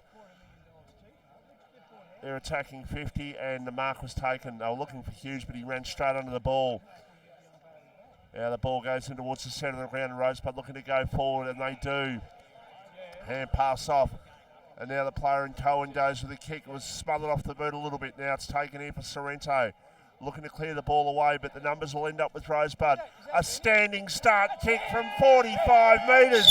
He just stood there one step and go, I'm going to check side this, and he had plenty of time to straighten up, but that is a goal and a magnificent one at that. Absolutely, Vossi. Their rebound from the defensive 50 was a lot better, and they lowered their eyes, and they were able to hit up a few players there and bring it to the forward 50 in a really dangerous spot. It's Rosebud moving on to 7-6-48, plays Sorrento 8-1-49. This game just tightens up once again.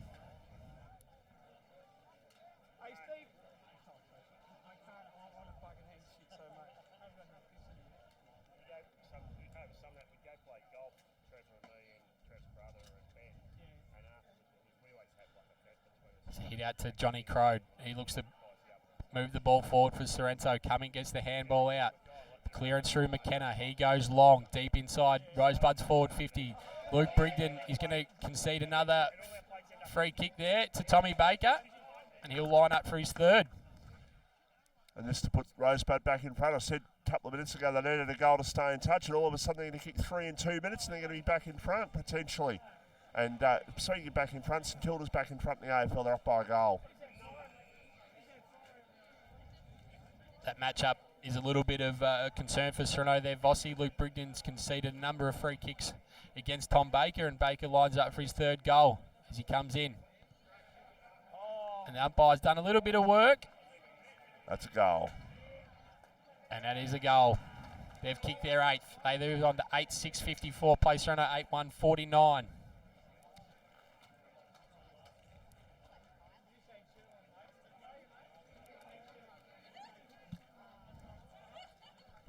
Crowd is just filling up at the moment, Michael Voss.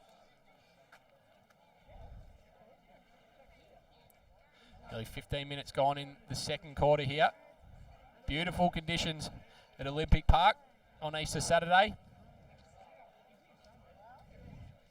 It's right by the umpire. Sorrento looking to get the centre break. Rosebud all of a sudden have found a little bit of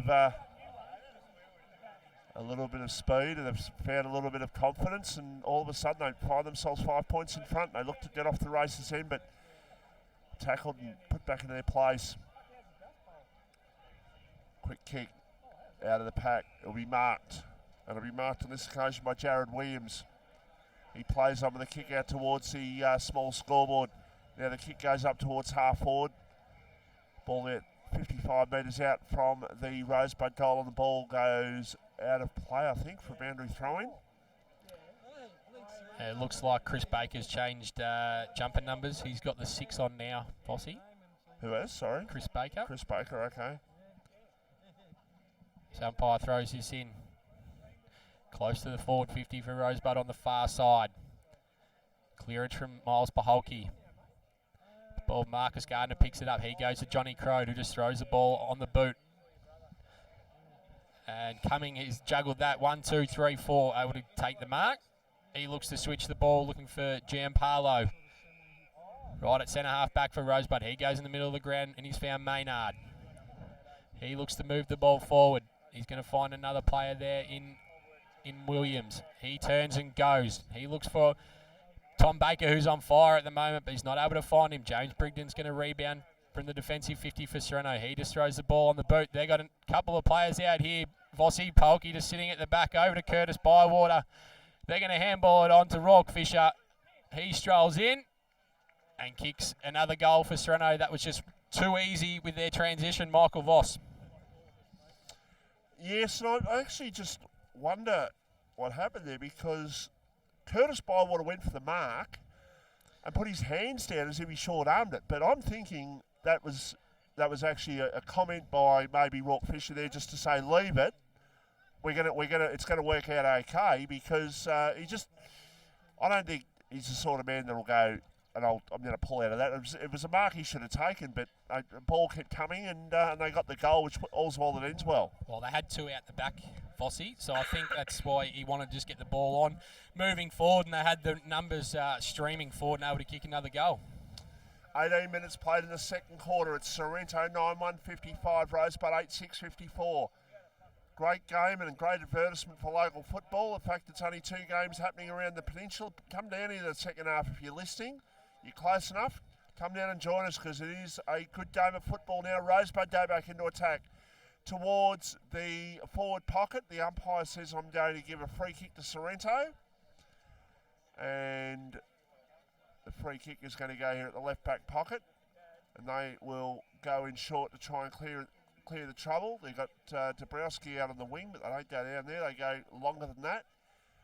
Go towards half forward. Ball comes to the back. Good tackle applied. And the umpire says I'm going to ball it up. At half forward here for Sorrento, who lead by 1 point in the match of the day this afternoon. So 2 rucks do battle here at the Battery World and Mornington match of the day between Rosebud and Sorrento on Easter Saturday. Nick Wood gets the ball. He's just looked to get the ball on the boot. McKenna takes the mark. He throws his head back looking for a 50 metres, but none forthcoming. The umpire's called him to play on. He gets himself into a bit of trouble. They're going to turn it over here, Rosebud.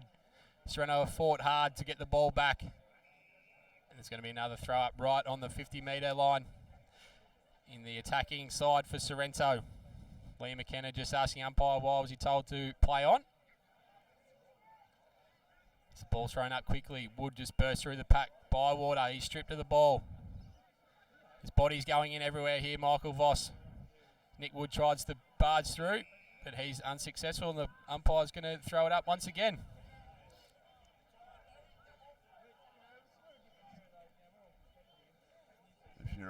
If you're listening at home, or you tune into this game via your RPP Facebook app, just give us a few comments.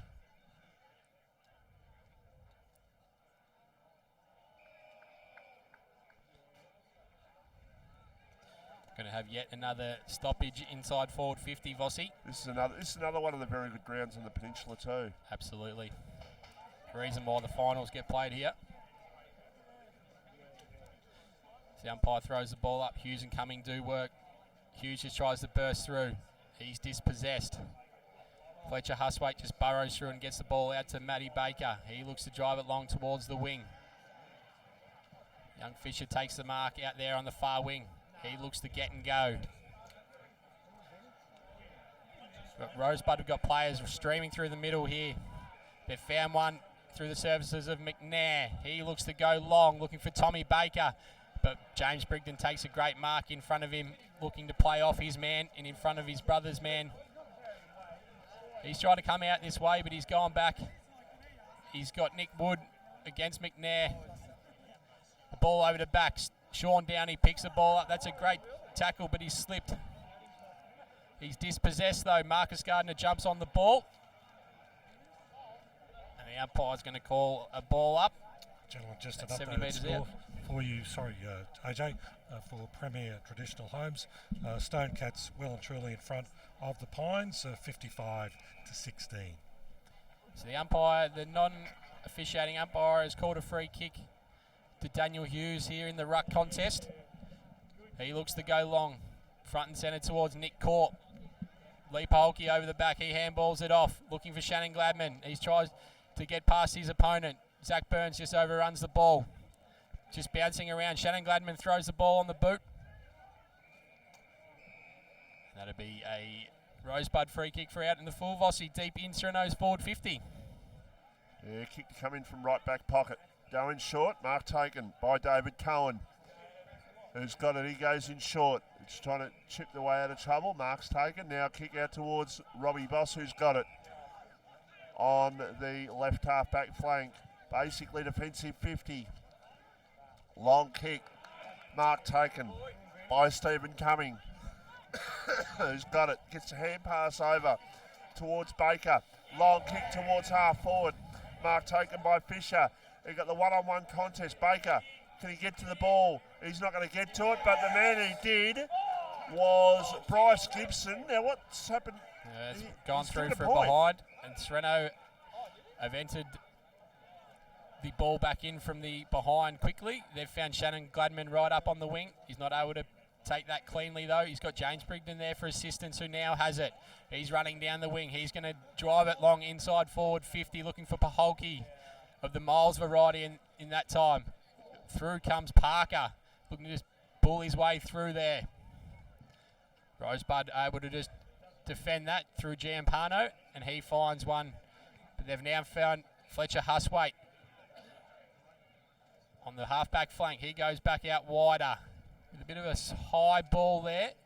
And Rosebud just looking to slow the play down a bit. We've had nearly 24 minutes gone in the second quarter here at Olympic Park. The ball's just chiselled down forward. Sereno able to get the turnover. James Hallahan runs past Zach Burns. He's able to look for Nick Corp. He's outnumbered 3-1, but he just tries to get the ball forward. He has a fresh airy, although he's able to just get a stoppage, and the umpire's going to throw this up on the forward flank. In Sereno's attacking 50. Vossi just outside there. A goal either way before half-time, very important. Scores level at the moment. Sereno looking to get the ball forward. A high kick by Marcus Gardner towards the top of the goal square. Is that a mark? I think it is. Paholke. There's your Bridgestone Select Mornington mark of the day contender, AJ. Yeah, well, it wasn't a bad one. On his chest as per usual, Vossi. Well, the fact that he was up in there, he had to jump into it, and he's come down with it. So there's a contender. He'll line up to get Sereno's 10th goal of the game. Usually a pretty reliable kick, Lee Paholke, but we put the commentator's curse on him. Has the shot. He misses. Sereno lead by a point. Just going back to that incident with Bryce Gibson before. Bryce Gibson running the opening goal. Tom Fisher as well in the Sereno defence. I assume we're a long way away, but I assume he kicked it off the ground. Obviously he didn't. Obviously it was rushed through, and Sereno swept it out of trouble. Yeah, it looked that way, Vossi, but obviously, we are a long way from the goal square. Here is the Rosebud player just about gets run down in the defensive 50. They've turned it over. Gladman over to Paholke, back to Gladman. He throws it on the boot, and he kicks a great goal from the boundary line. That's a Bridgestone Select contender. We're going to go with mark of the day and goal of the day for Bridgestone Select today. I've made it up. I'm happy with it. Let's give him a bit of love, boys. There will be a goal of the day sponsor coming on pretty soon, but we don't have one as yet. I know it's in the pipe work, so let's go with Bridgestone Select. Give him a bit of love. And Sereno have got their 10th major on the board. 10-2-62 plays Rosebud 8-7-55 for Premier Traditional Homes. Michael Voss. Yeah, so what are we looking at? About 3 minutes to go on the quarter.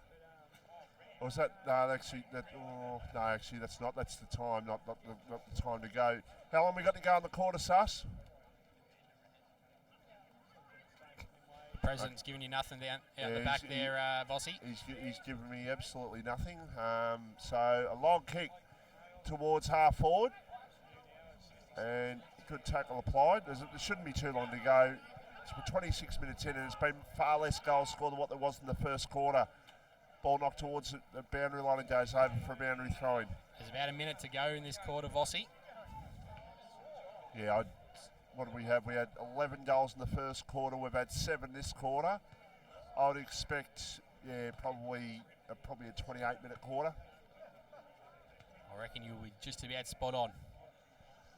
Not often wrong, Michael Voss.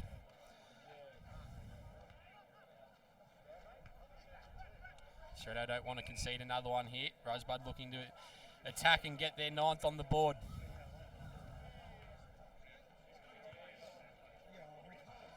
In front of a big crowd here on Easter Saturday, Vossi continues to grow. Hallahan just brushes off Nathan Ryan.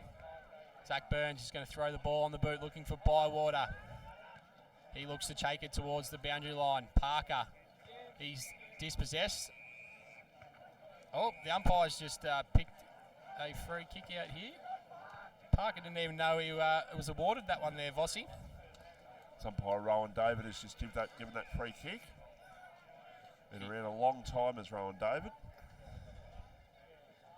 Down the line to Nick Corp. He marks strongly. They want to get it in. Shannon Gladman all by himself. He goes looking for Leaper Holke out on the lead.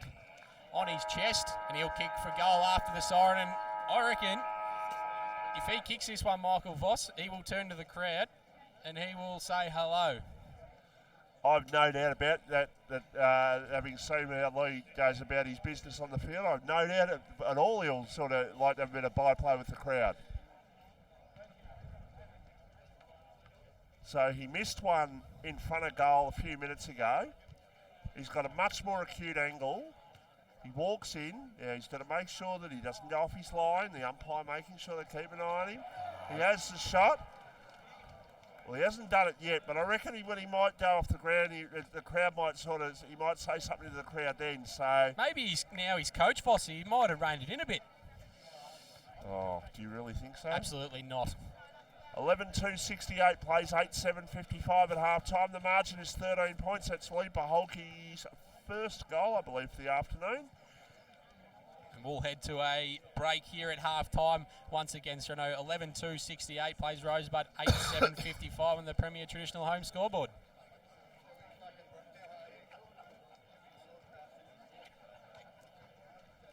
And gentlemen, just before we go to the break, just that half-time score in the AFL.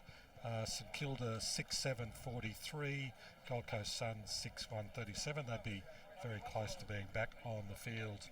And I think that game is at Marvel Stadium this afternoon. From memory, yes, it is Marvel Stadium. And we're trying to get an update for you. Stonecat's well and truly in front of the Pines, that last score update we've had. We're ready to take a break, and we'll be back with our halftime summary soon. Need your property painted, but you don't want to just trust any painter with your asset? Give Wow Factor Painting Solutions a call.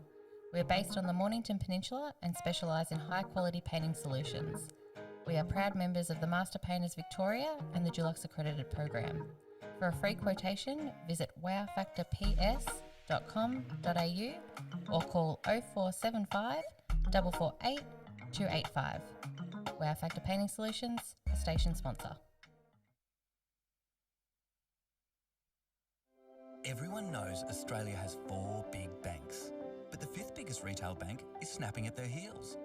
It's a bank that's been around for over 160 years, can be found in over 500 locations nationwide, looks after over 1.8 million customers, and is regularly voted one of the most trusted brands out of all the thousands of brands in Australia.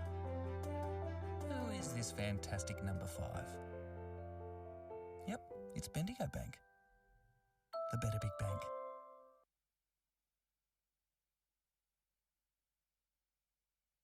Battery World now open in Mornington. We know batteries.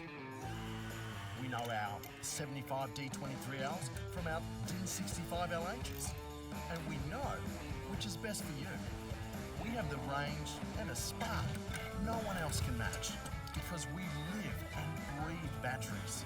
Those beautiful boxes and cylinders that power our lives and our passions. That's why we're the batteryologists. We're Battery World. Battery World Shop 1, 43 Mornington Tyre Road, Mornington. More and more people with a taste for quality are shopping at Eliza Meats. Kevin and his lean team pride themselves on the finest cuts, from juicy steaks and roasts to high-grade mince and sausages. And Eliza Meats are the gourmet specialists. Inquire about Eliza Meats Spit Hire. Phone 9787 4473 for a mouth-watering meal fit for a king. It's all at Eliza Meats. See our sponsor Kevin at Eliza Meats, 112B Mount Eliza Way, a station sponsor.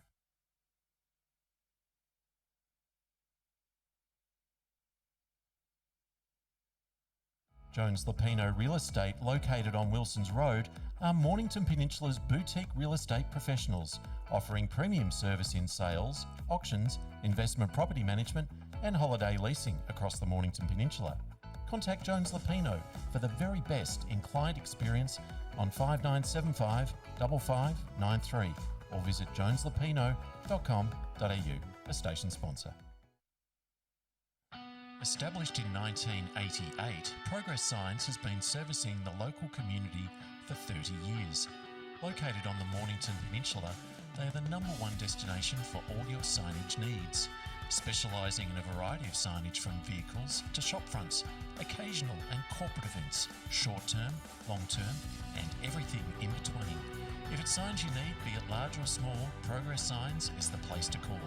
Available 24/7 at progress-signs.com.au or call the team on 5975 9188. Thinking signs? Think Progress Signs, a station sponsor.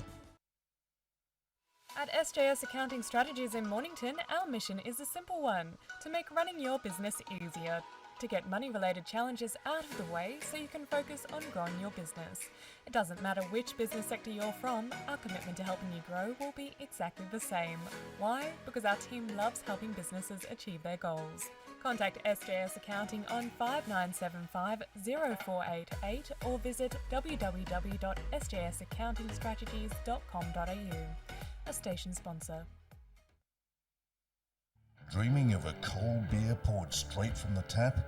Tar Barrel Brewery and Distillery, located on Watt Road in Mornington, is open Wednesday to Sunday, offering craft beers and spirits produced on site, with local wines and cocktails also available.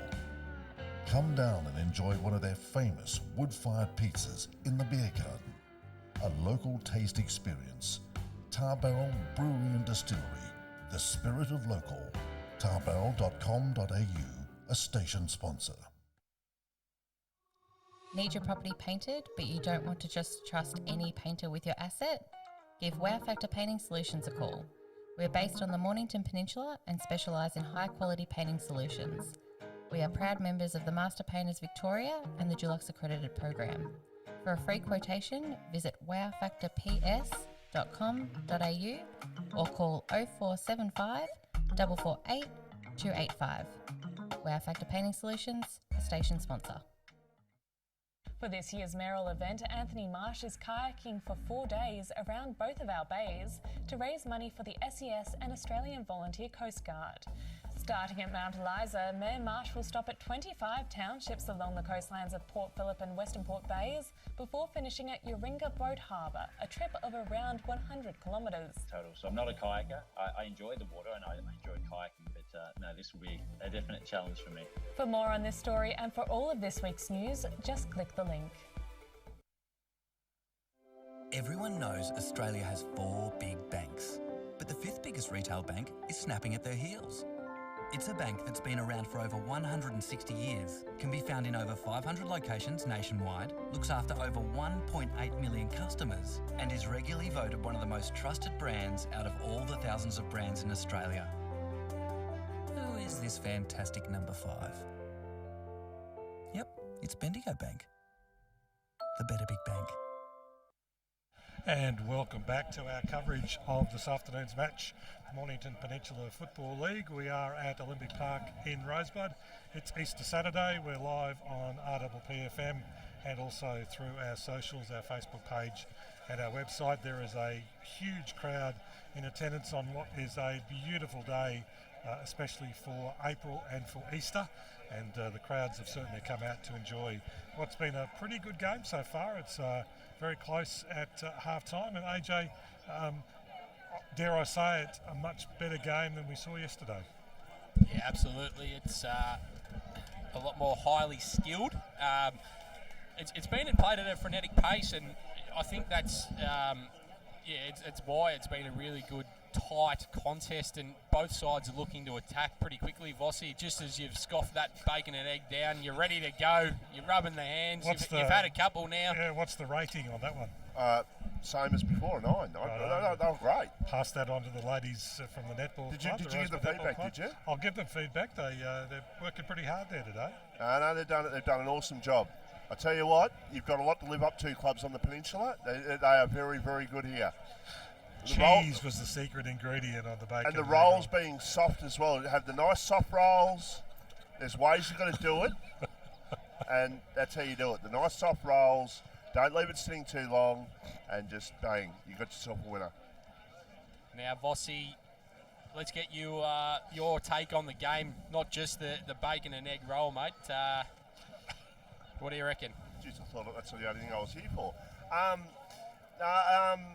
Look, it's been an interesting game. It's been a game that's sort of ebbed and flowed in terms of who's dominated. Like Sorrento kick a few goals, Rosebud and answer with a few themselves. Sorrento kick a few, Rosebud and answer with a few. It's been that sort of game. Like Rosebud getting Sorrento getting the last couple of goals in the first half. And that goal after the siren of Lee Paholke certainly helped their cause to extend that margin out to 13 points. But it's been a good game so far, and let's hope that the game is going to end up in a reasonable state in the second half. And well, there's one or two people not very happy with the way things are going out in the field in terms of 20-18, I believe. AJ, do we mention that? No, we don't. Well, you can if you like, Vossi. I'll let you go with it. I know Nick Gill very frustrated coming past and just saying, "What's the free kick count?" We've got no idea.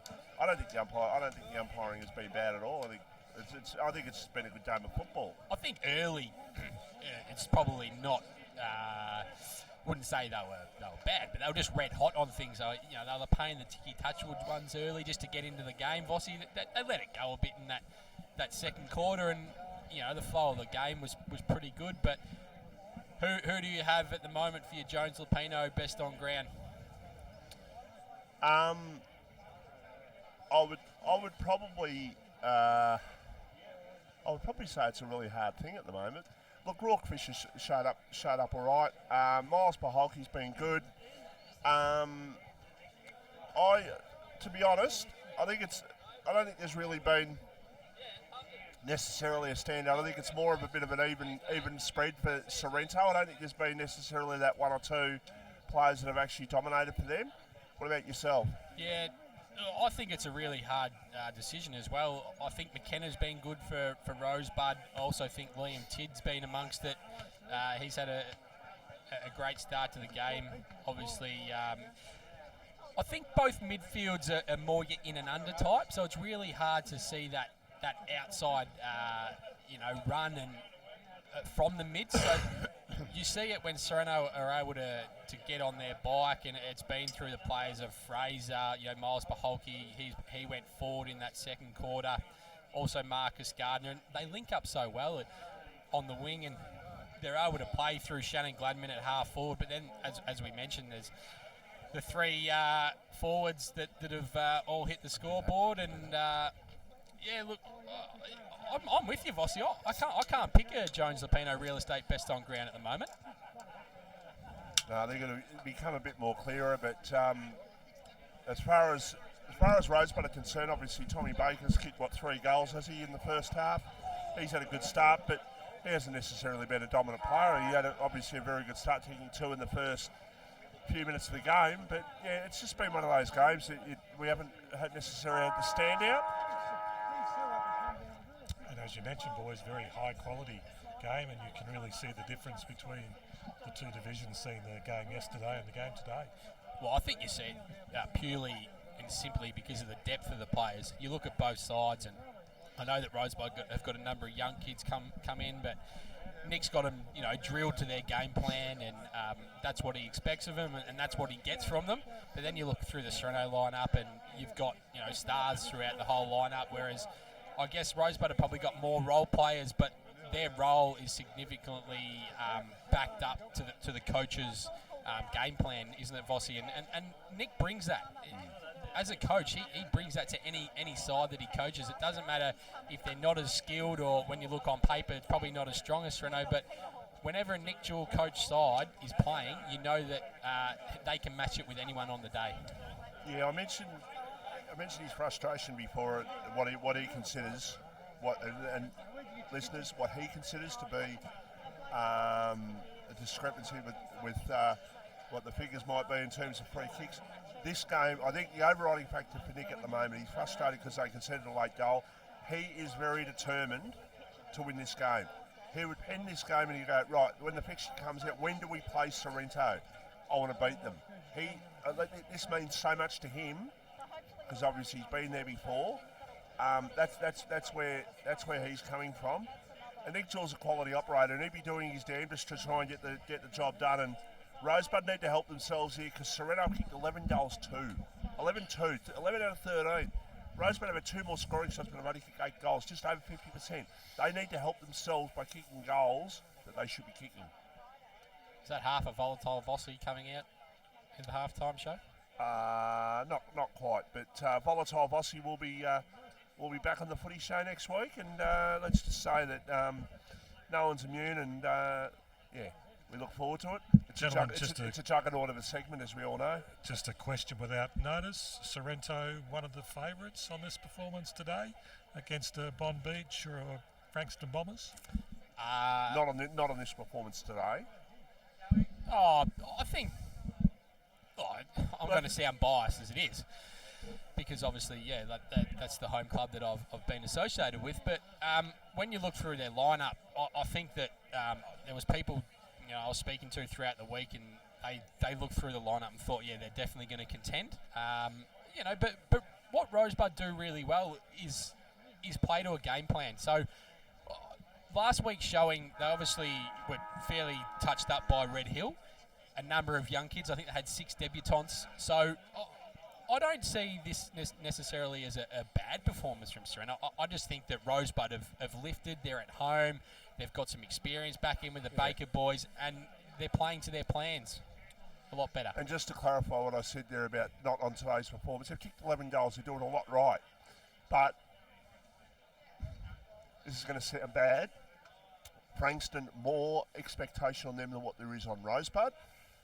I think the round 1 win against Frankston was a fantastic win. They kicked 20 goals, and they may kick 20 goals again. They may, in fact, go a little bit higher if the game's played at a similar pace to what we saw in the first half. But I'm suggesting that maybe the first game against Frankston is probably they'll be more happy with that at the moment. Oh, absolutely. I think when you talk about it that way, there's no doubt that they would be much happier that they were able to beat Frankston Bombers by 7 goals. But what they do really well, Sorrento, is that they've done it for a number of years, and they've sort of had sides play with them for a half, and their third quarters have always been renowned as their strong quarters. Vossi, I don't know, they've come out after half time, and whether they get a rocket at half time or whether they look each other in the eye and they just get back to the basics, because they do play frenetically with their high skill game, and it's not like they're playing a frenetic game, hacking the ball forward, unskilled, and things like that.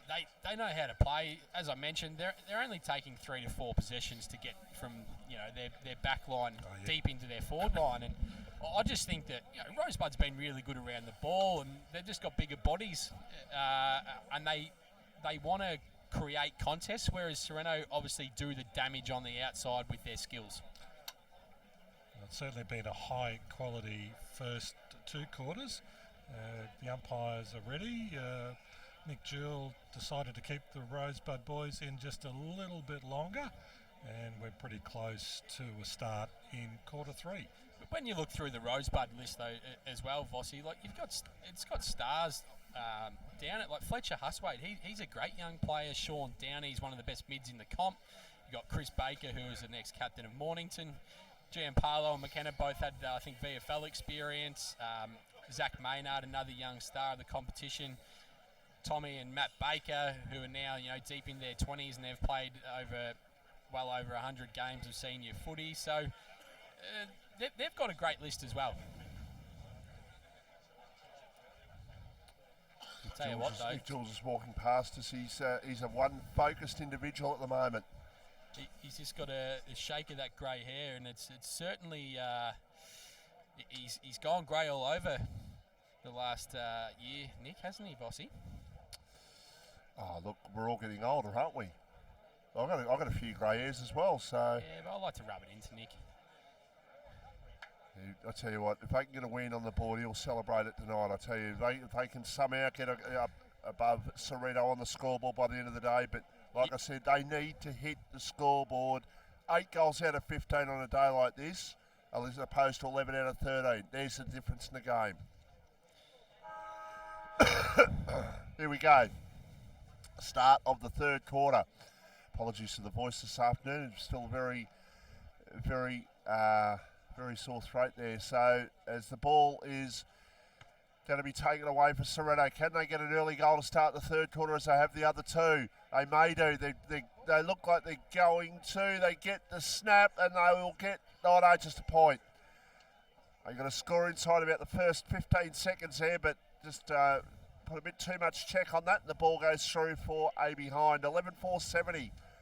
Sorrento 11 and Rosebud are 8 goals, 7-55. We're live here thanks to Battery World of Mornington. Big crowd in attendance this afternoon. It's a bit of a concern that Sorrento's been able to score within the first minute of every quarter, Vossi. Well, obviously, the set play that they went with at the start of the game for Sorrento, getting the ball down the way they have, they've tried it the other two quarters. It's worked both times, AJ. As Daniel Hughes takes a strong mark, he looks to play on. He handballs the ball over to Liam Fraser, who finds Nick Wood. Is it just me, or as Hughes looks so much fitter? He looks fitter, way fitter. Absolutely. He's a big lump of a lad, Vossi. And that's not to say he was overweight. I'm just saying he looks... Yeah, a bit thinner. Yeah. Yeah, rather than, I guess, the big, bulky sort of frame. As Nick Wood is lining up for goal. He's not going to quite make the distance. The ball just bounces at the top of the goal square, and that's rushed behind from Maynard.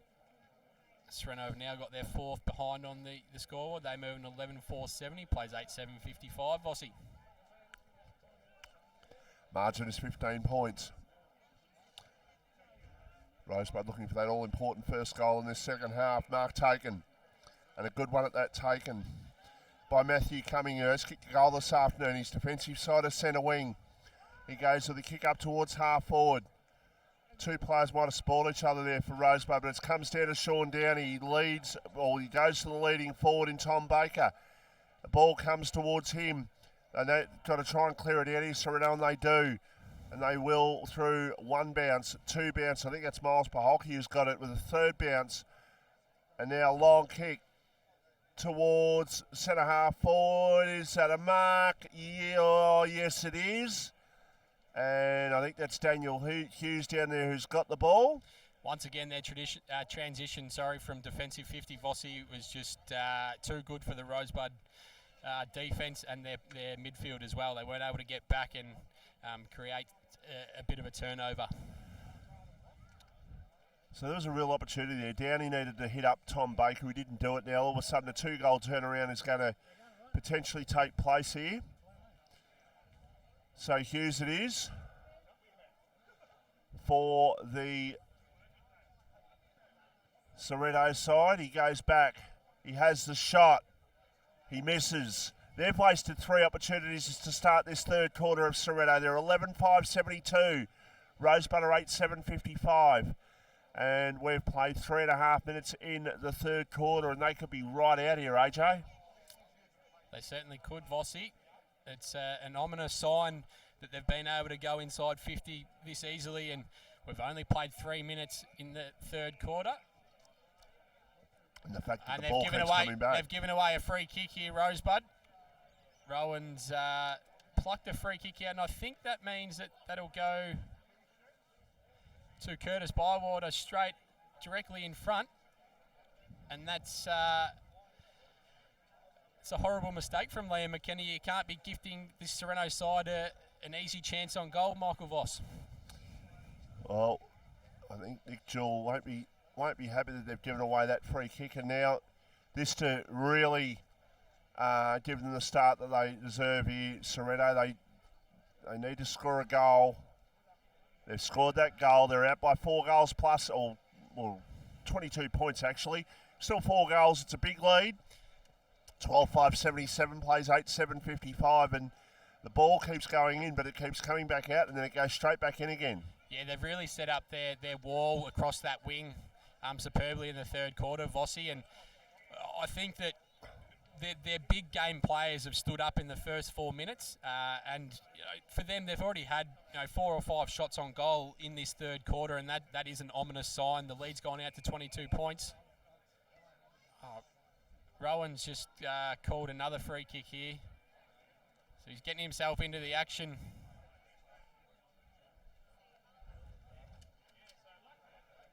So it's Rosebud with a long kick towards full forward. They need to answer with a goal of their own. Free kick, I think, out of all that, and it is. It's going to go here to the Sorrento side. Nathan Ryan it was, who went out towards the right back pocket. The mark has been taken there for Sorrento. Getting their hands on the ball aplenty in this third quarter. They're the ones that frustrate, I think, the coaches a lot, Michael Voss, is that the ones where you actually don't know what the free kick's for and how they're being given away. The ones that potentially frustrate you, the ones that Tom Hawkins that got against Harris Andrews last week, that frustrates you because that was an obvious free kick. Absolutely. Sorrento out, and they look for Leaper Holke out in the lead, and that finds his chest, and he'll line up for goal. Rourke Fisher just drifting forward into the hole. He's got no opponent. And dare I say it once again, Vossi, this start to the third quarter has been hot from the Sharks.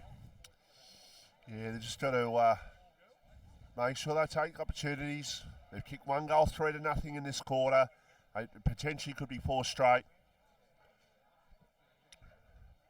Just make the most of your opportunities. There is a shot that goes straight across the face. The goal is that a mark to Hughes. No, it's off the hands of the pack and through for a behind. So 12-6-78 plays 8-7-55. The margin is 23 points. Live here at the Olympic Oval in Rosebud. Dare I say it, Vossi, but Rosebud needing the next goal. Pretty captain obvious statement here. And they're hanging on at the moment. Just. So they bring the ball out towards the broadcast side. Going up, coming, and also Crow. Crow too good on that occasion, too strong.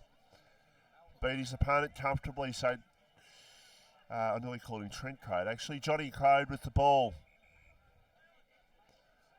He will go inside, attacking 50 once again. Going up, no mark taken, ball on the ground. And there's an opportunity, and there is a goal, and that was, I think, was that Shannon Gladman? Yep, it was. It was. A hand pass to the top of the goal square where he was hovering. He's put through a goal, and the margin's out to 5 goals, and this game could potentially slip away from Rosebud in a heartbeat. Well, listening to the crowd next to us, Vossi, who are predominantly Rosebud supporters, I think the sigh or the bit of the groan when they saw that, how easy that was from Sorrento, tells a bit of a sign that I think they know that they've battled really hard for the first 2 quarters. They've probably spent a fair few petrol tickets, Vossi, especially how expensive the petrol's been lately. But it looks like the Sorrento's class has stood out early in the third quarter with 8 minutes gone. Just blame the Ukrainian crisis for the petrol prices. Just blame it on that. Like everything else being blamed on the Ukrainian crisis, why prices are going up on things, AJ. Don't get me started. As Rosebud look to go into attack. It's intercepted by the Sorrento captain in James Hallahan. He's going to drive the ball long. He's got Marcus Gardner all alone out here at centre-half forward. He's got players streaming for him. Curtis Bywater out in front. He drops the mark. There's a tackle that is holding the ball. Sorrento will have another opportunity to go deep into attack. It's a great tackle from Mitch Parker. New to the club, he's a tackling machine, and that shows right there, Michael Voss. They're hungry in this third quarter. They want to really try and put the nail in here because they've had opportunity after opportunity. They've scored a couple of goals. Margin was 13 points. It's now 29. Opportunity to make it 35 potentially. No, that's, in fact, that might be out the full it is. So it's still 29 points, but they're looking a lot better. Just quickly, guys, the score in the AFL. Time on in the third quarter. St Kilda 9-8-62. Gold Coast Suns 7-4-46. I think the real concern for Rosebud is the start of both Johnny Crode and Dan Hughes with their extra height and their running ability. They've both taken a couple of contested marks early. If they can all get firing along with Nick Corp, Bywater and Paholke, they're every chance to put a massive score on the board. That's a great mark from Matty Baker. So he marks it just on the defensive side of the wing. Stone Cats up by 52 points. 2 words. They're going fine at the moment. That'll be a sling free kick against Nathan Ryan. We've got the toe punch shield in a few weeks' time. We certainly do. You'll be in your element down at Sorrento that day. As Pornoff drive, that's deep into attack for Rosebud. Player there in Nathan Ryan able to bring the ball out looking for Dobrowolski, but that's out of bounds, and then we'll get another throw in.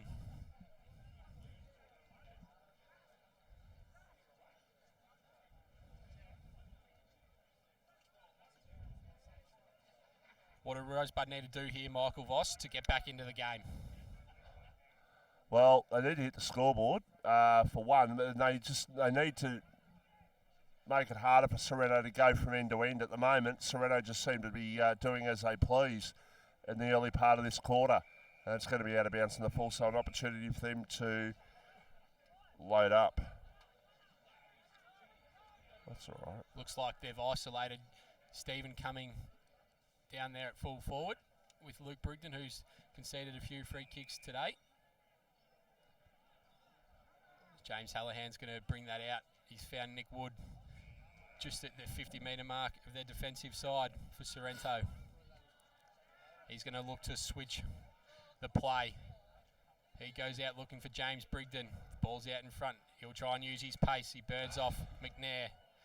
He gets around him pretty easily. He's looking for the King Bywater out there on the wing. He picks it up, handballs it off. Little one step there. Sorrento able to drive it long, and they've found Miles Paholke on the 50-metre mark. Got Marcus Gardner standing out here all by himself. Paholke goes around his opponent. He drives it long. Nick Corp over the back. They've got Curtis Bywater standing there all alone in the goal square. Another easy goal to the Sharks. Fossey. He is going to score not an easier goal in his life. I think Curtis Bywater could kick a lot of goals this year with the way that Sorrento bring the ball into attack. And something going on behind the ball here.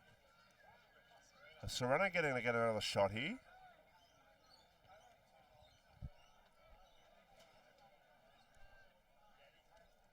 I think they're going to get another shot, AJ. So that goal will be scored to Curtis Bywater, so that counts. So they're 14-6-90. And that's creeped up very fast, that scoreboard, Vossi. They're now starting to hit goals, where the first 3-4 minutes they scored 3 behinds. Now they've scored goals since then. And Bywater drives that, and he just salutes the crowd, Michael Voss. He's pretty happy with himself, and I reckon he loves being a Shark. Tell you what, he... started with 5 last week. He'd be up to 4 this week, I reckon, Vossi. He's got 4. And he's gone down again.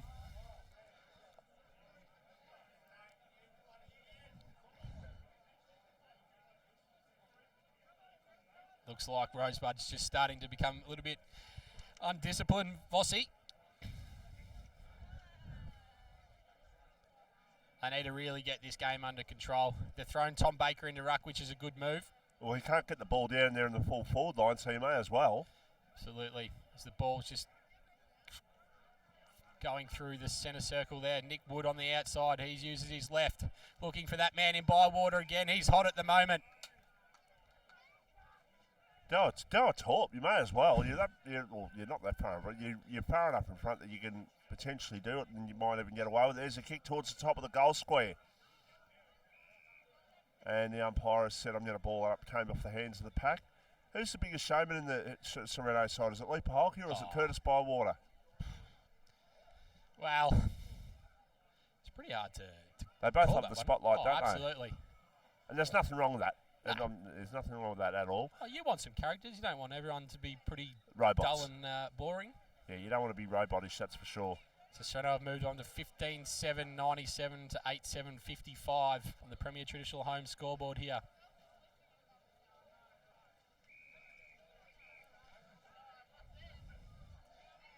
Rosebud are going to bring it up to the win, looking for young Fisher. He's had a couple of good moments in his first game. Sean Downey kicks this one inside forward 50. Downfield.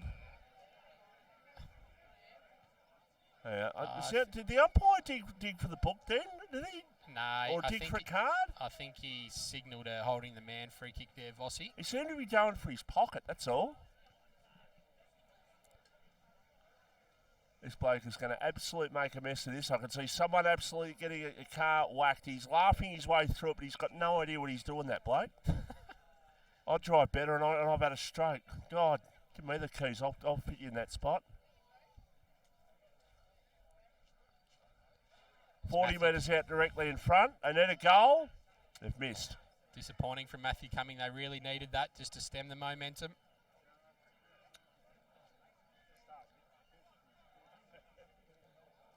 It's gone out to a 7-goal lead pretty quickly, Vossi. In the blink of an eye, Hallahan brings the ball back in. He finds Luke Brigden in the back pocket. He's looking inside. He'll be forced to go down the line. He goes long, looking for Nick Corp in a one-on-one. He takes the mark against Maynard. He's going to get run down, though. Great tackle from Sean Downey, who looks to have hurt himself in that tackle.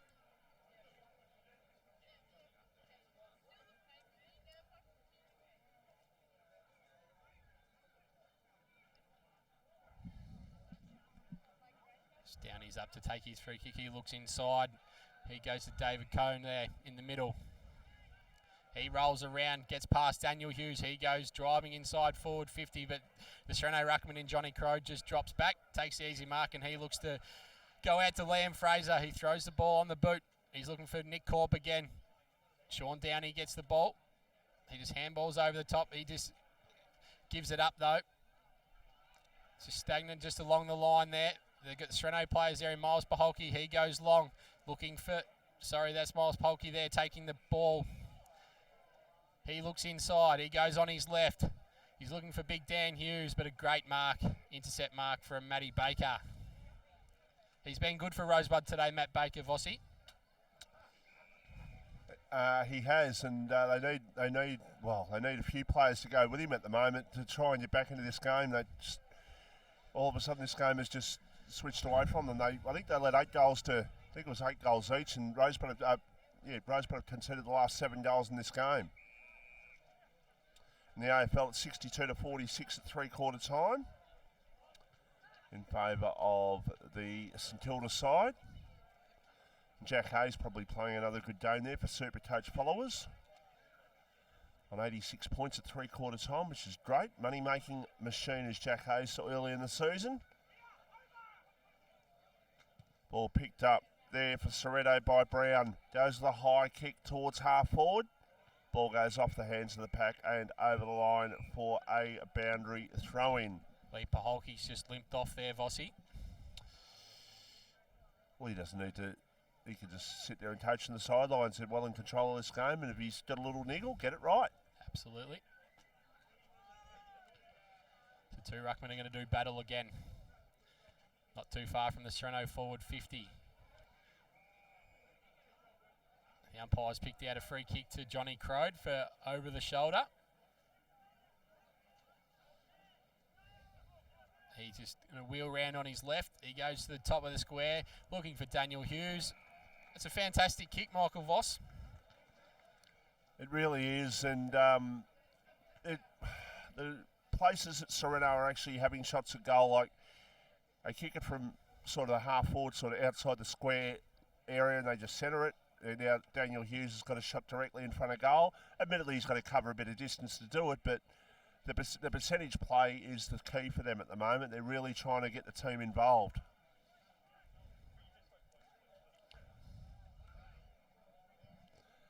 So Hughes, he'll kick from 35. He has a shot. He puts it through for the goal, and the goal has been put through. There's a fly annoying me, AJ. You can have him. 16-703 plays 8-8-56.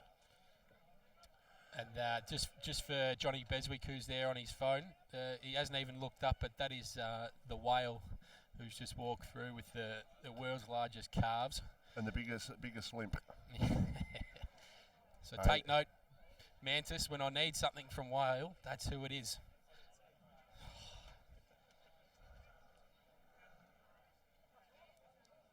Tell you what, he's been Rosebud Football Club, hasn't he, over a lot of years? We coached Sorrento reserves when I was down there. Did he really? Yep. I didn't know that.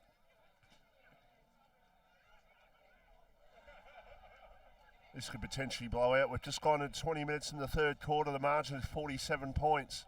I said at half-time, not on this performance. Well, I'll tell you what, they've probably heard that comment, and they're going, well, we'll show you, Vossi. I'm going to put the foot down in this third quarter.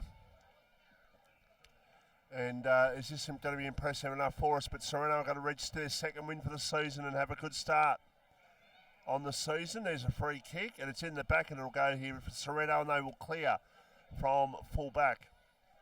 That's been their impressive thing today, Vossi. They've always had guys out presenting forward, and they're able to run onto it, and they've just entered the forward 50 far too easily. As Hughes throws the ball on his left, he goes long, looking for Bywater. Over the head of Bywater there.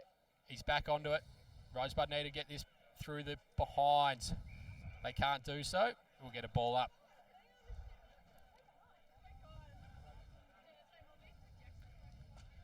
It's a bit disappointing for Nick in his perspective in this third quarter, Vossi. Yeah, and the fact that this will, without trying to put too much attention on Nick, this will hurt him. This will hurt him big time. Well, Lee and him are both really good mates, and they talk regularly, so it'll probably give him that bit more of a sting against Pulks this time around.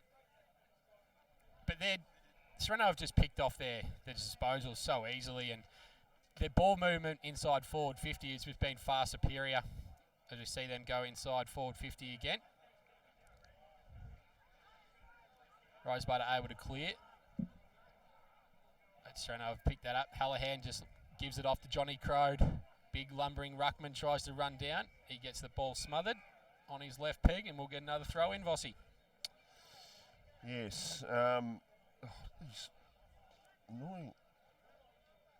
Not happy with the fly situation, No, Michael I'm not. Voss? No, they're attacking me big time at the moment. Probably know that I can't really slap with my right hand at the moment. It's a quick kick by coming down the line towards centre wing. Looking there for Baker. The ball is knocked away from him. Now it's picked up once again by Baker. He gets a hand pass over, and now another one ends up with Giampaolo. Goes in short with the kick. The marker's taken a centre half forward. That might be 50. No, not to be. They play on from the mark. They're going to kick a goal. Are they? No, not quite. Through for A behind. I think that there's a few Bronx cheers there, Michael Voss, with the Rosebud scoring behind in this quarter. The player who took the mark hand passed the ball from his knees. Now, that's not what I would call right. I would have thought you've got to get up and actually kick the ball over your mark, not hand pass it off. What are your thoughts? Yeah, I would have thought you have to, but especially with a free kick. As Tommy Baker has the ball, he wants to drive it long. He's looking for Matthew coming down there, who's been pretty effective for Rosebud. Sorrento able to clear through the services of Dobrowolski. He has a bounce. He's exited the defensive 50. He looks up towards Curtis Bywater, who's been fantastic once again today. Sorrento able to go deeper into the forward line. Paholke and Gianpaolo do battle. Paholke just wants to escort this out. He's wrapped up, and it's been released.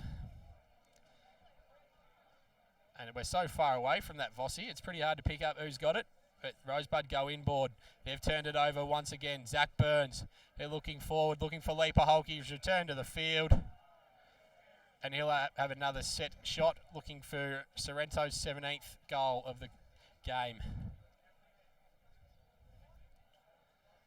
Currently 8-9-57, plays 16-7-103 on the Premier Traditional Home scoreboard. Lee Paholke's passed that one off. Looks like he's found Nick Wood there in a better position in the forward 50, Vossi. But from here, does Nick Wood remind you of Lee Truby a fair bit without the sleeves?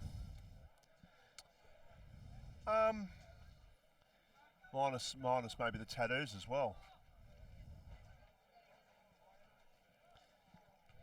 Lee Truby, what a player he was.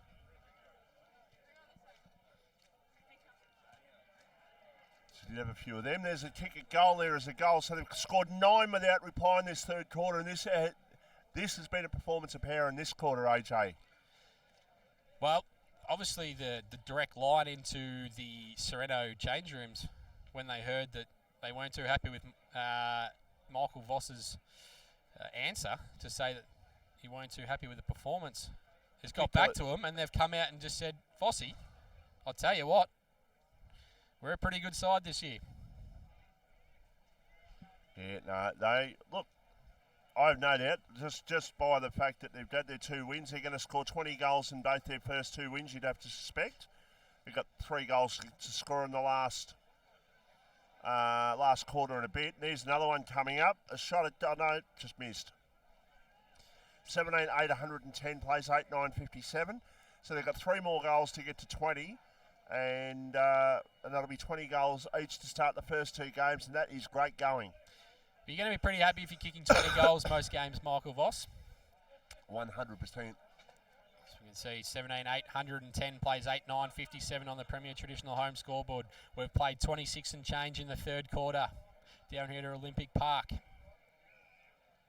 And the ball has gone over the boundary line. It looks like no one's touched that, and the Sorrento are going to be able to drive this one deep inside their forward 50 once again. Ben Brown goes towards the top of the square. Who's going to take the mark? Who's there for the crumb? Nick Corpse tracking back first. He gets the handball out to Lee Paholke, who kicks it over his head.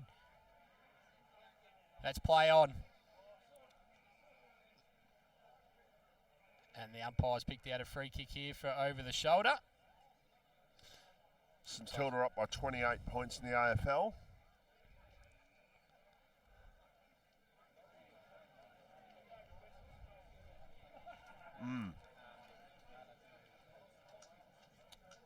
As Rosebud get up to the wing right in front of the scoreboard there. They don't want to look at the score currently though, Michael Voss. They need to get a goal in this quarter. Just get a little bit of momentum, heading into the last quarter. They need a couple of goals. Rourke Fisher's just dropped that mark. McKenna goes long. He's got the runners there for Rosebud. Looks like Sean Downey. He does a little pirouette. He needs to inspire his team. And he's missed to the near side. Just under 90 seconds left, guys. Well, can they get one more for a 10-goal quarter, AJ? Oh, the way they've kicked the ball in from the back line today, Vossi, they're every chance to, as Nick Marston takes a strong contested mark there against Sean Downey. They look to just slow this down. James Hallahan has the ball there in the defensive 50. He looks wider, looking for Ben Brown. He looks to roll on his left. He's passed it up there to Taj Barber, just directly in front of us on the wing here, Vossi at Olympic Park. He looks inboard. He's got Nathan Ryan, who drives the ball on, looking for Miles Paholke, too strong in the one-on-one against Josh Fisher. And he looks like he's going to line up here, Vossi, for that 10th goal of the quarter. Vossi and AJ, they're just looking a bit flat-footed, the Rosebud side at the moment. I think what we mentioned is they spent a lot of petrol tickets early in the first 2 quarters, and Sorrento did a lot of fitness work over the pre-season as that one is coming back. It's hit the post for a behind. Yeah, getting back to that, Sorrento did it. They knew that from last year and their injuries, they had to do a lot of fitness work, and Polk's got a new fitness trainer on board, and by all means, a lot of the sessions involve fitness with a bit of footy stuff as well. But we'll always know them being a pretty good skilled side, but their fitness is making them look even better this year. Just looking at their run off the back line there, Rosebud were just a bit flat-footed, and you've got Sorrento there making handballs from stationary positions in the back line, which is easy footy. There is 3/4 time. The margin is 53 points with Sorrento 17,911, Rosebud 8,1058. That is on the Premier Traditional Home scoreboard. As a Sorrento person, AJ, just put us in the picture, like compared to when Luke Tapscott left last year, compared to where they are now. Just compare the coaches in terms of the game styles that both of them would implement. Yeah, I think. So I think the frustrating thing with Tappy was that he couldn't get himself on the park himself. So he was always, battling niggles. Yeah. And that was hard. And, he was always down with his body that was letting him down. So that sort of transformed into the way they played. And back when he was at Melbourne too, when the time he had at Melbourne, he was the same. He had a few or hamstring injuries. Yeah, and stuff like and he's got a bad back, which has flowed down into his hamstrings. And the way that Lee's so positive, he doesn't mind if he's more of an attacking coach. He wants them to kick 20 goals, and that's what he said. He's turned them away from being really defence orientated because their strengths of having 4 or 5 players up forward who can kick a bag of goals every week is going to win the games rather than their defence. So their attack out of the back line's fantastic, but I think overall this year they're probably much more well-rounded, and the addition of Johnny Crode in the ruck, that's probably the biggest thing that they needed. His cousin Lockie Crode battled really hard last year, won out, but Johnny's a superior player. He's come back from Palm Beach Currumbin. He's won the MVP up there, and he's dominated the first 2 games, and it just gives the midfield confidence. And when you look at this side today, you've still got to put Daniel Grant back in off half-back. You've got to put Mitch Hallahan back in on ball. They've got a young kid, Imo Jackson, who was probably one of their best players in the back half of last year, playing in the second. So they've got a pretty well-rounded squad. And the thing that I've noted this year is that, yes, they don't have under-19s, but what they've done is they've made a decision. They've canned it, and they've said to the under-19s that they're going to play reserves. They had 52 players training on Tuesday night. Mm-hmm. Sorrento have never had that. You would be lucky to have 20, 25. I'm saying this in a very nice way. When you win the first game and you beat a side that many consider one of the top premiership contenders in the Bombers, when you beat the Bombers like that, that will attract people back. And that's a good sign. Don't get me. It is a great number. But it also helps. Winning breeds numbers down. It doesn't matter what club it is. Oh, absolutely, Vossi. But the word is, like last year, you could get a game in the seconds by sort of not rocking up. They needed numbers. But now with those players who were playing under 19s, just as Michael Voss's lips he just is salivating. He's licking those lips. He is Mr. Whippy. I'm waiting for the president to go out. I reckon the president's done a phone order. I'm already out there. But yeah, just getting back to it though, that I get what you're saying. Winning form, creates a great culture, but the way that they've embraced the under-19s, because they could say, all right, guys, go and play elsewhere on a season permit. A few of them have, but the majority of them who have stuck around are playing seconds. They're going to play, in a pretty good second side this year, but a lot of those guys have actually are playing in the first. Like Taj Barber, Charlie Stokes. They had another young kid, Matt Doherty, that played a lot of the games last year. So that's where they're going to get better. And I guess the reserves have gone away from attracting the older guys back to fill numbers to now just saying, right, you're under 19 still, but we want you to play against senior bodies. And there's a couple of handy players that missed out in the reserves as well, AJ. Yeah, they certainly did. I just mentioned Imo Jackson, young Lockie Crow was the number 1 ruck all last year. Paddy Hall's played a number of senior footy games last year. Who, like the guys, they've gone away from probably like your Trevor Madisons and Ben McCormack's having to play a role when they've had injuries. They've now just given games to the younger guys, and I think that's going to be, that's where their improvement's going to come from. Just before we get into the last quarter, Vossi, I know we've spoken about Sorrento, but we're going to head to a break, and I want your opinion about Rosebud, because it shouldn't just be me speaking about Sorrento, because I think everyone's going to get bored of that.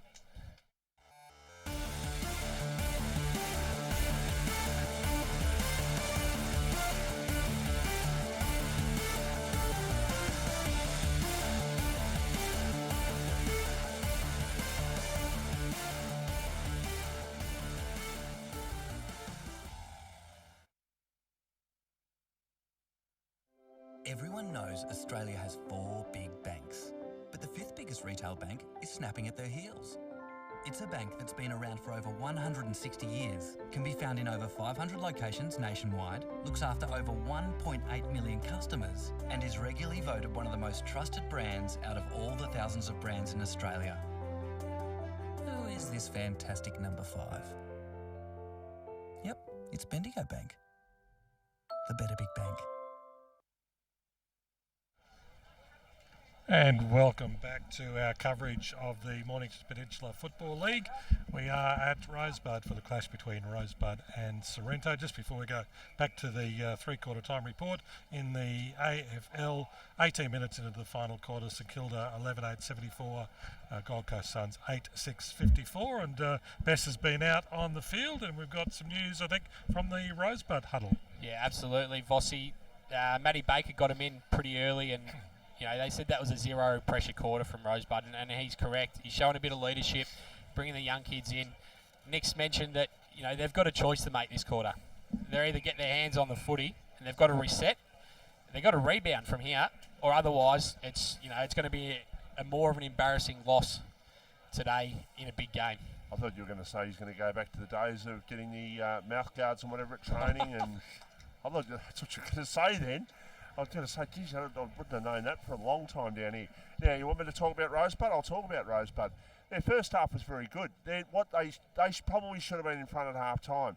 That goal after half-time that Lee Polke kicked probably didn't help their cause. They had more scoring shots to half-time.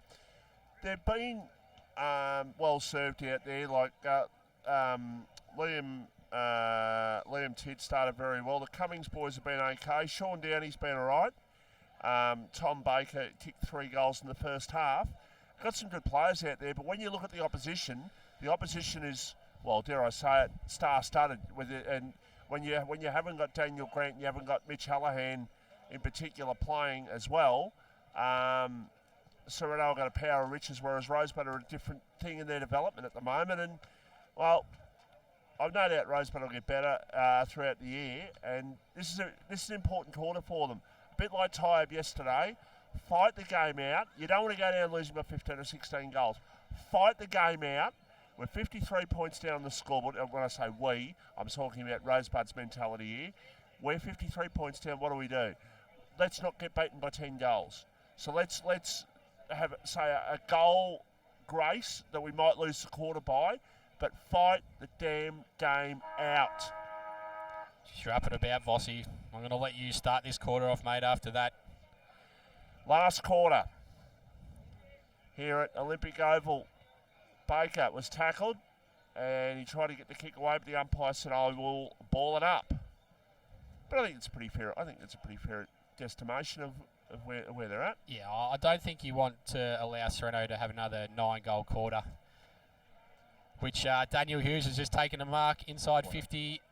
Every quarter, Vossi, within a minute, they've had a shot for goal. It's quite uncanny, isn't it? Like, you're behind the 8 ball a little bit, I guess, when you consider that you're not the first one to get the ball, and you're not the first one to get the ball, the score on the board. And this should be the 18th goal on the board. Daniel Hughes has had a few shots this afternoon. He's hit 1. He'll go back and have the shot. And I tell you what, that's a pretty ungainly looking drop as well. You talk about Nick Corp's drop. I tell you what, his drop's not of something that of beauty, that's for sure. Margin is 54 points. David Cohen brings the ball back in. He looks towards his teammate there in Williams. He marks on defensive side of the wing. I wonder if the push Bradman's still watching at home. Oh, I'd say he would be. Well, he's got 2 kids. He does. Rosebud look to switch the ball here. Bit of a dangerous kick. They got a 2-on-1. If this ball can sit for Rosebud. Chasing is Dan Hughes, but he's done well there. The player in Colombo. Might be keeping him busy. That's my point there. Pornova's just gone inside the centre square. Miles Polkey goes up. Sean Downey just says, don't argue. Nick Wood takes him down. But another turnover. James Brigden spills the mark. He's able to get the ball back. Nathan Ryan goes on his left. He goes to the other side. Finds Charlie Stokes there in the defensive 50. Nick Marston goes with the overlap. He looks to go long. He tries for Rourke Fisher there. Bounces off his chest.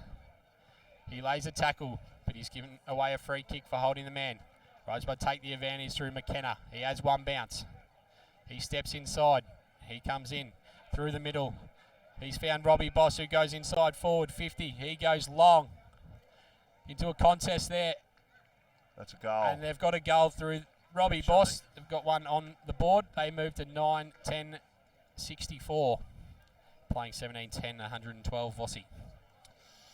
I've got to say, I didn't think there was a great effort on the line there by Sorrento to try and stop that one.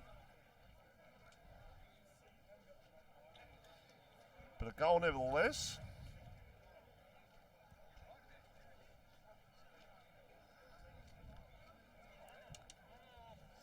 So we look to see someone who's done an ankle here for Sorrento Vossi, just limping off. Could be Nick Wood.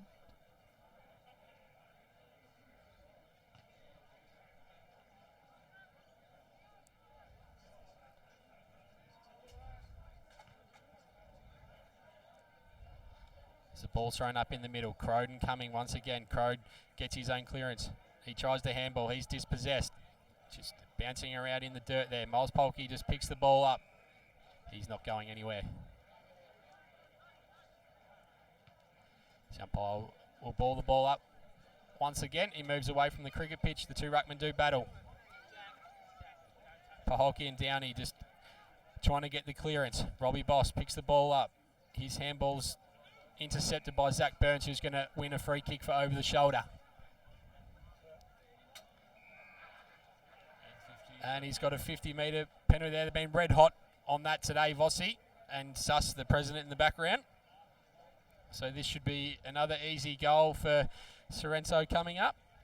Zach Burns looking to get on the board.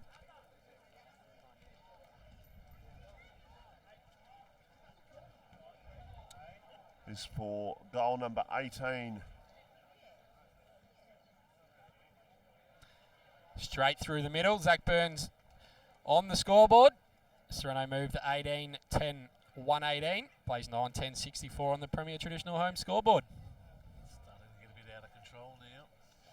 What their spread of goals, and we touched earlier when we said they've got like 4 or 5 sort of forward options down there that can kick goals in the actual 50 itself. But when you look at it, like Gladman's hit the scoreboard, Fisher's hit the scoreboard, Burns, Paholke, the other Paholke, Curtis Bywater, Ben Brown, Dan Hughes, there's probably 9, and I've probably missed one as well. So they've had about 10 goal kickers, so their scoreboard options are aplenty. So the ball's just bouncing around in the middle. Fraser tries to pick the ball up. We've got another star mat there in the middle. We've got another throw up. Umpire resets the 2 rucks. Croden coming have done a great job in the ruck for both sides. It's been a pretty even battle in there. Michael Voss, Nick Corp takes that mark. James Hallahan streaming through the middle. He goes onto his right boot. Looking for Bywater there. He's not able to pick the ball up. Miles Polkey tries to lay the tackle from behind. Rosebud are able to just calm down and get a clearance. No, they scrub the kick forward. Looking for Baker and Fraser. And the ball looks to be called for a ball up. Right on the boundary line. in front of the Rosebud faithful out there, Vossi.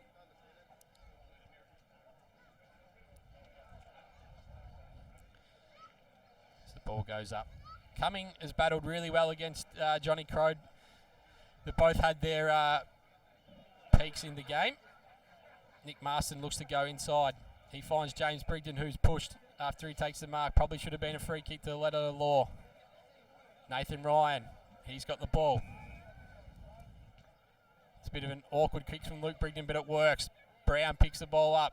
James Hallahan streaming through. He's going to go from inside 50. He shanks the kick a little. But this is going to work potentially. Johnny Crode on the line. Another goal. Sorrento.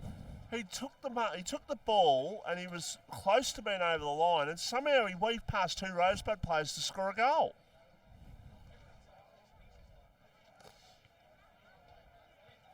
So first goal for Johnny Crode this afternoon. I think that Stephen Cumming's been great in the one-on-one ruck battles for Rosebud, but I just think Johnny Crode's been far superior around the ground, getting his hands on the ball and getting into really dangerous positions on the ground, Vossi. Yeah, look, I think James Hallahan would be very disappointed. He missed that. He was running at 35 metres out from goal. Should have drilled that one himself, but it was a terrible kick, unlike Haller's is what I'm trying to say.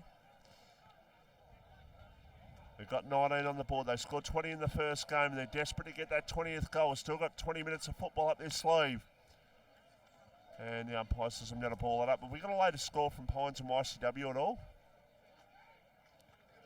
To answer you, no, but we'll get one for you. In the AFL, time on in the final quarter, St Kilda 13-8, 8-6, and the Gold Coast Suns 9-7-61.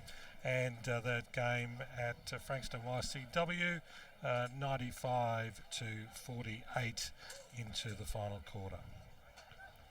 The one thing that has been impressive from Sorrento, even though they've controlled the game, their tackling pressure around the ball's been right up there, Vossi.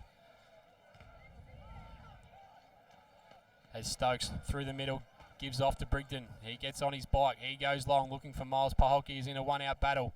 He's not able to take the mark. Nick Corb's looking to run onto the ball. He picks the ball up in the one juke. He goes back to Miles Paholke. He looks for Rourke Fisher all alone, just inside the forward 50.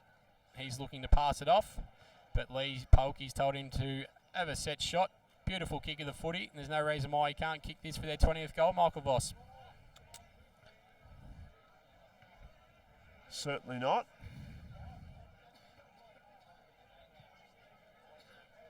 And the goal umpire does not move. And once again, you've said 20 goals. Voss, you'd be pretty happy with both games kicking 20 goals? Can I change my estimation from last half time? This has been a four-quarter performance now. Well, Rosebud haven't scored a goal since half time.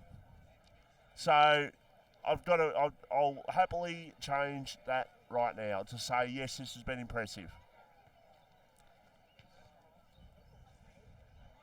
You've certainly led me down the path to back up Sorrento a little bit today, Vossi, but I'm glad you've turned your decision a little bit, mate, because it's been a clinic in the second half, hasn't it? Well, it's been, 9 goals to... In fact, they've kicked 9 goals to 1 in this second half. As they look to clear the ball again through Hughes. He gets his big frame in the way. He steps through. He kicks the ball forward, looking for that man in Fisher who just kicked the goal. He goes with a little chiseler to Paholke, who takes the mark overhead, and he'll line up for another one for the Sharks. Jeez, was there much pressure on that? Could the Rosebud back play done more than that? I think the hard thing, Suss, is that the way that Sorrento move the ball is so quick, so their defenders, they're quite young as well. They've got Matty Baker as their leader down there, but you look around, the others are quite young, and when you're under pressure from the forward forward of the ball streaming down, and the skills that the midfielders have got with their kicking ability, then it's pretty hard to stop. And Lee comes out on a hard lead, and he takes that above his hands, and he goes back and he slots the goal. As Mr. Whippy bids farewell to the crowd here at Rosebud, we missed out, boys. A few nice looking ice creams walking past our commentary position, but President let us down, didn't get the order in. I've got two out the back that I've just breathed in just quietly. It's a bit of tongue-in-cheek from Sus, but you can never disbelieve him when it comes to an ice cream. I know he's very partial to an ice cream. Very good for stroke victims, I've found out, is the ice cream. So We might have to stop on the way home, Michael.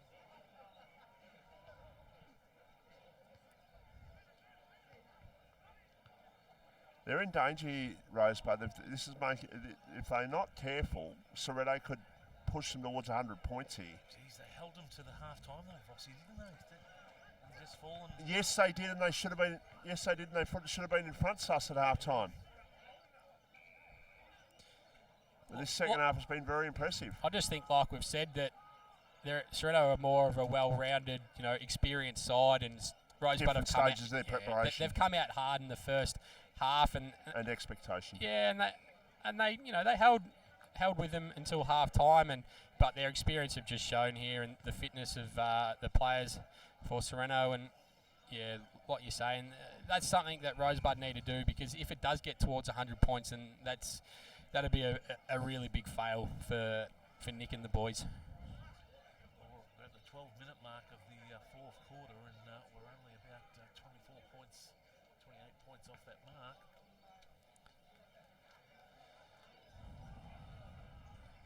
Staging there going on.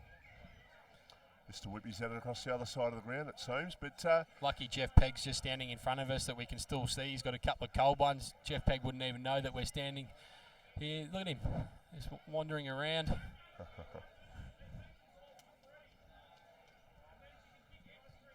High kick inside attacking 50. Looking there for Gardner, who takes the mark. He's tucked up against the pole. White pole is about 35 metres out from goal. Around the corner goes the kick. Is that a goal? Yes, it is. He was tackled, but he got the kick away to Curtis Bywater. That's his 5th goal for the afternoon. 13 goals is the margin here at Olympic Oval. It wasn't long ago, Vossi, that we did say that the margin was only 20 points. And it's now up around the 13 goal mark. Yep, it's been very impressive, and Sorrento's going to go up in a lot of people's estimations, and I'm not talking in this van, anyone in this van, I'm talking outside of this van. They're going up in your expectations. You weren't happy with the first half. I'm very happy with the game now. No, I said last week they beat the Bombers, who have got more expectation on them. That's what I meant by that. Yeah. But in terms of expectations, in terms of how they're going about it, this will open a few people's eyes, that is for sure. I think the way they've done it in the second half, Vossi, how clean they've been with the ball. For Premier Traditional Homes, full-time in the AFL, St Kilda 13,987, Gold Coast Suns 9,761. I think what's been impressive as well is that they're up by such a margin, but their pressure around the ball has still been right up there, and their tackling pressure as well tight in the contest. And you look at the way they've structured the game today with Johnny Crody in the ruck and Dan Hughes, but they've been able to alternate, and they've both come on fresh when they've gone on the ball. And young Cummings done a great job, but he's had to battle manfully, and they've thrown Tommy Baker into the ruck now. But yeah, the way that those two boys have moved for Sorrento has really helped them with this advantage. Better umpire throws the ball back into play. 55 out from the Sorrento goal. Going backwards to try and go forwards. Now they go towards full forward. Going back and couldn't take the mark there on that occasion was Fisher. Ball on the ground. Ball at the top of the goal square, probably 15 metres out from the Sorrento goal, and the umpire says, I'm going to ball it up. Probably a bit further out than the goal square, but yeah, 15 metres out from goal. As a football observer as well, Vossi, and this is not with a Sorrento sort of side, but the way they've exited the first class, and they've always hit that first kick, they haven't just rushed it, and that's where they've set their goal opportunities up from today.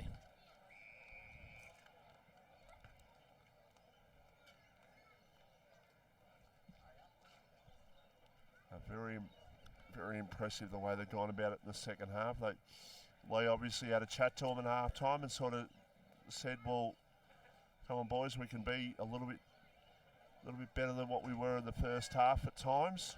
Kicked 11 goals, but He's got them playing in a fantastic manner to start the season, that is for sure. It's not often you see Lee Paholke out of the forward 50, and that's why he couldn't get a hand on it. He doesn't know what to do up there, Vossi. When Luke left last year, did he leave in good terms? Yeah, I think it was relatively good terms. I just think it was probably... I think the frustrating thing, like I said earlier, was that he just couldn't get on the park. So yeah. So what I'm saying is, if his side had a week off and he came down at a couple of beers, he'd be welcome back, no problems. Absolutely. Yeah. Absolutely. Just as we see two former Blues walking past Vossi, we've got the great Greg Bentley, a Rosebud champion, but also Brad Fisher. I think they're business partners now.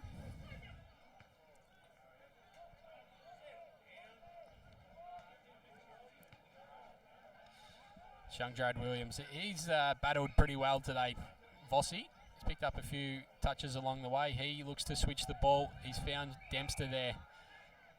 Marcus Gardner tries to chase him down, but he's not able to. They've gone looking for Cumming, and he's able to take a great mark. He's been a good presence down there for Rosebud in the forward 50, Vossi, Matthew Cumming, hasn't he? Yeah, he's kicked a goal down there and lining up for goal number 2. Just try and take something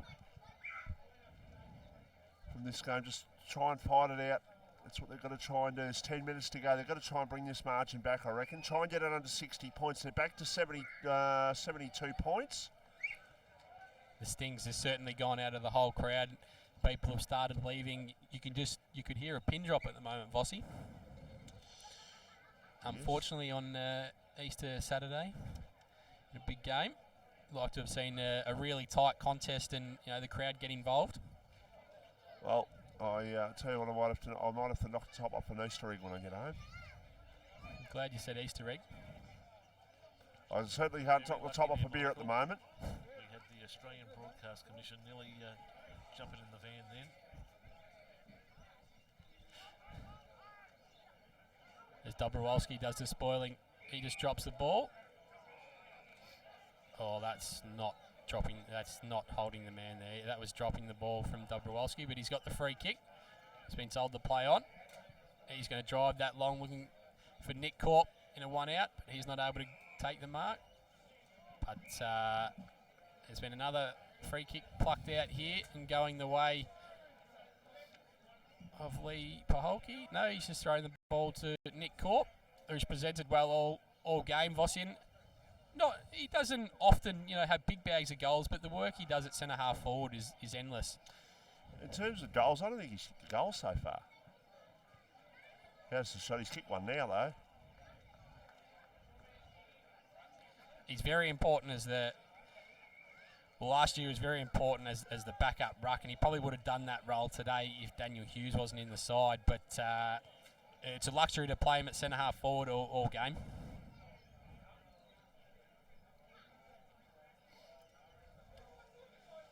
$23.10, 148 plays 10-10, 70. 19 and a half minutes in the last quarter. We've got a decision to make, Vossi. Jones Lupino best on ground.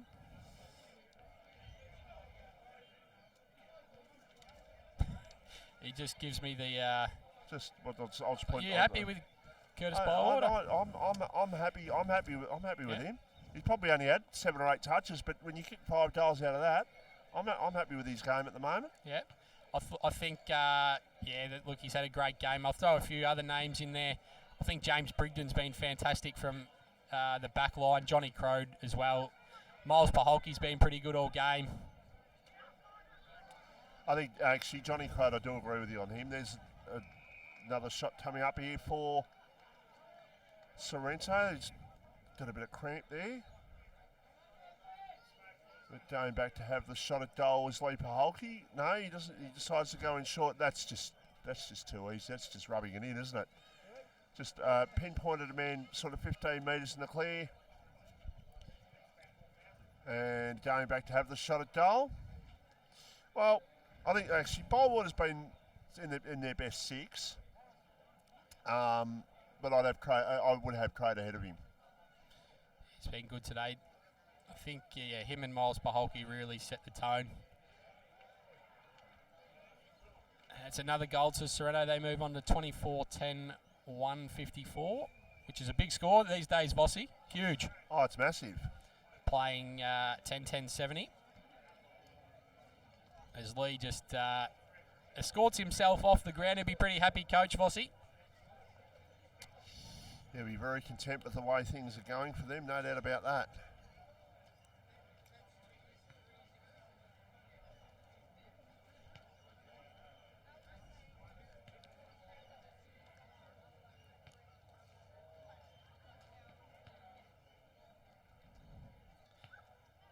As Hughes is into the ruck now for Sorrento. Barber's in the middle, getting plenty of game time against a big-bodied midfielder in McKenna who drives this long for Rosebud.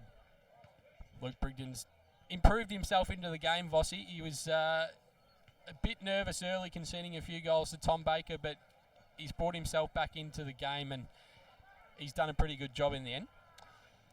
For these two sides next week, Rosebud play Bomb Beach at Bomb Beach and Sorrento are at home to Edafale Aspendale. Some interesting matches next week with Frankston Bombers playing YCW, which I think will be a nice match, but also Dramana playing Pines. And of course we'll be on Monday at Mount Eliza versus Red Hill for the Anzac Day clash. Are we doing a game Saturday, Sus? We'll do a radio only, and that'll be Crib Point. So we'll be down there. It'll be great to go down to Crib Point. The Sorrento have just taken the ball down to their forward 50 once again. I'd love to see the inside 50 count, Vossi. Oh, it would certainly be a lot more... That's a great tackle from a lot Shannon more even in Gladman. the first half. Second half has been a lot more lopsided, definitely. But it might not, in saying that, it might not be as lopsided as you think, because they've just been very effective when they've been taking it in too. Oh, they kicked 24 goals, so they've done very well.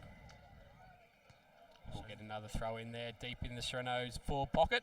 So next Saturday will be interesting. Crib Point take on Rye at the Crib Point Recreation Reserve with just under 5 minutes left in the quarter here. Also next week, Hastings take on Tyab. Coringal. It'll be the third time in 3 weeks we've seen Rye. Coringal take on Langwarren. Pearcedale take on Somerville. Chelsea take on Seaford. And then on Monday, it's Mornington versus Devon Meadows at Alexandra Park. Good game, that one. Mornington, Devon Meadows, Vossi. You'll be back in your own natural habitat. Yeah, I might venture down and have a look at that if we're not doing it. But if we're doing it, I'll certainly be heading down there.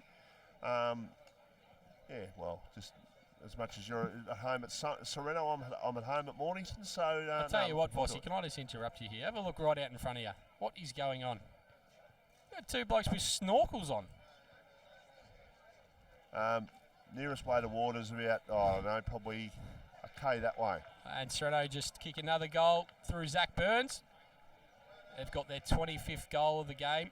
They're up to 25-10, 160, plays 10-11-71. Just got a little bit sidetracked there. Look, it's on the screen now, Vossi. What is going on? We're at the local footy. We've got blokes with scuba masks on. I've got absolutely no idea what's going on. But they're very happy with themselves, so good on them. Margin here at the Rosebud Ground is 89 points. What is going on? Someone got a bargain at the $2 shop. I would have thought it was a Bucks sort of attire, but when you're just three lads walking around Olympic Park, unless they're looking for their wetsuits, they're trying to go conspicuous around the ground, perhaps. 89 points is the margin. We're 25 minutes into the last quarter as the umpire calls for a ball up. I'll raise a question to you, Vossi. Is that going to be the weirdest thing we're going to see all year? I can tell you something more weird I saw years and years ago, and it happened at this ground actually. Do you want me to tell you? I'll tell you off here. Okay. I thought it might have been a bacon and egg roll without bacon or something. No, definitely. I'll tell you off here that one. That would have gone faster back at the canteen than it come off the grill. As Rosebud go into their 450, looking for another goal. 10-11-71 plays 25-10, 160 on the Premier Traditional Home scoreboard. We're going to go with Curtis Bywater for the Jones Lapino best on ground, Vossi. Are we really? Okay. Oh, you were happy with that? I was happy with that, but you're making the decision here. Oh, I gave it last week, so I want you to do it today. Actually, can we say Johnny Craig? Now, last week I wanted a ruckman, and you went for the midfield, and now you're going to go forward, but you want the ruckman this week. Johnny Craig's been very good. Look, you've announced Curtis Bywater. I think Bywater's been really good. Let's go with Curtis Bywater. Perfect, Bossy. The fact that you've announced him is going to make it hard to sort of turn around and say, no, you can't have it. No, he's having it. I think the 5 he's kicked today, he's been sensational, and the way he's led up at the ball has been fantastic, and it's a feather in the cap of Sorrento's recruiting. Yeah, no, they don't want to spend too long. The wilderness is probably not the right thing, but obviously they had an ordinary year last year. They just want to get themselves right up there. They want to make the biggest fist of Division 1 as they can. And then in 2 games in, they've scored 45 goals and conceded 23. As Hallahan drives that one long from the kick-in, looking for Brigden and Hughes. McKenna's there to robe it at the back of the pack. Oh, he's nearly had his head taken off from Hughes. He goes on the left. Inside forward 50, looking for young Fisher. He's presented well on a number of occasions today in his first game, but playing on a bloke like Nick Marston's always a tough prospect, Fossey. A lot to say, folks, with Nick Wood 1 week and now Curtis Bywater best on ground, so it's really putting in for Sorrento here.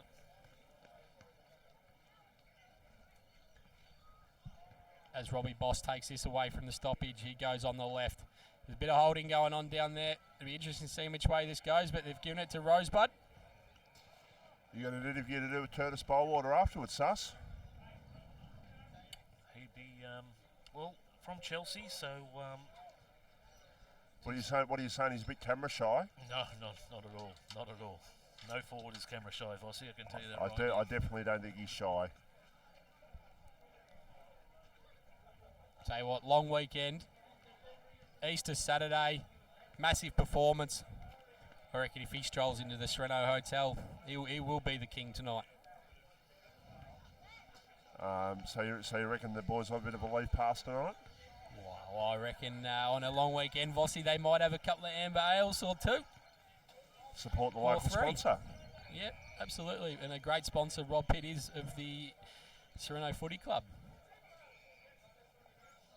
Excellent hotel down there. Just a reminder that the CBC Old Boys will be doing their annual golf trip down there on the same weekend Sorrento take on Dramana. So there'll be around 50 blokes staying at the Sorrento pub, just having an absolute ball. Footy, golf, everything. And that's the president's involved? And the president's definitely involved in the back there, and let's just say the president had a fine weekend last year. Yeah, Kay won the championship, I think, didn't you, Pete? Correct, off a stroke play of 45. How could you lose? And that's holding the ball against Miles Paholke. The siren just needs to sound here, Vossi. We've played nearly 30 minutes. Not much to gain from this. About 90 seconds left, guys. The ball's just escorted out. In front of the Sorrento captain, the longest serving captain in James Hallahan. It's his 8th or 9th year as captain now, Vossi. So will Mitch Hallahan be back next week? The word was it was only a minor hamstring, and he would probably miss 1 or 2. So they might just choose to give him another one. I'm not too sure.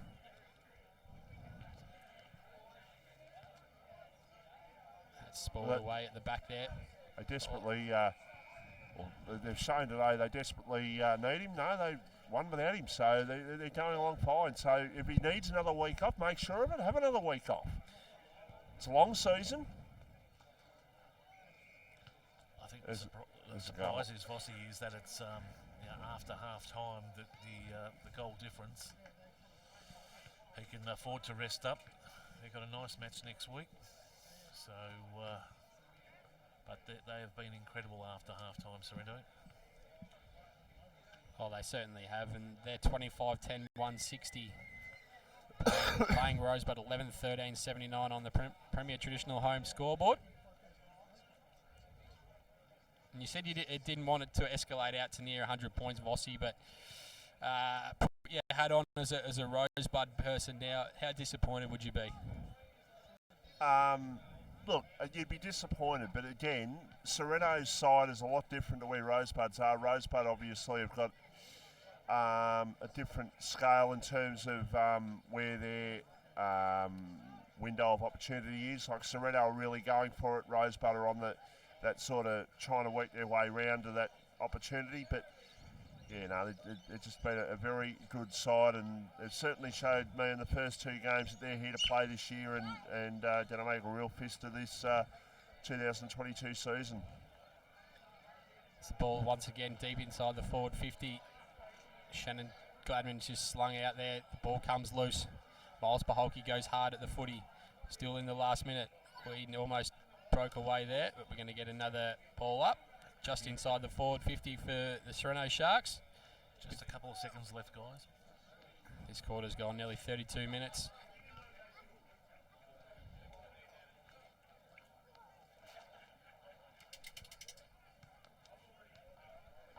And there it is.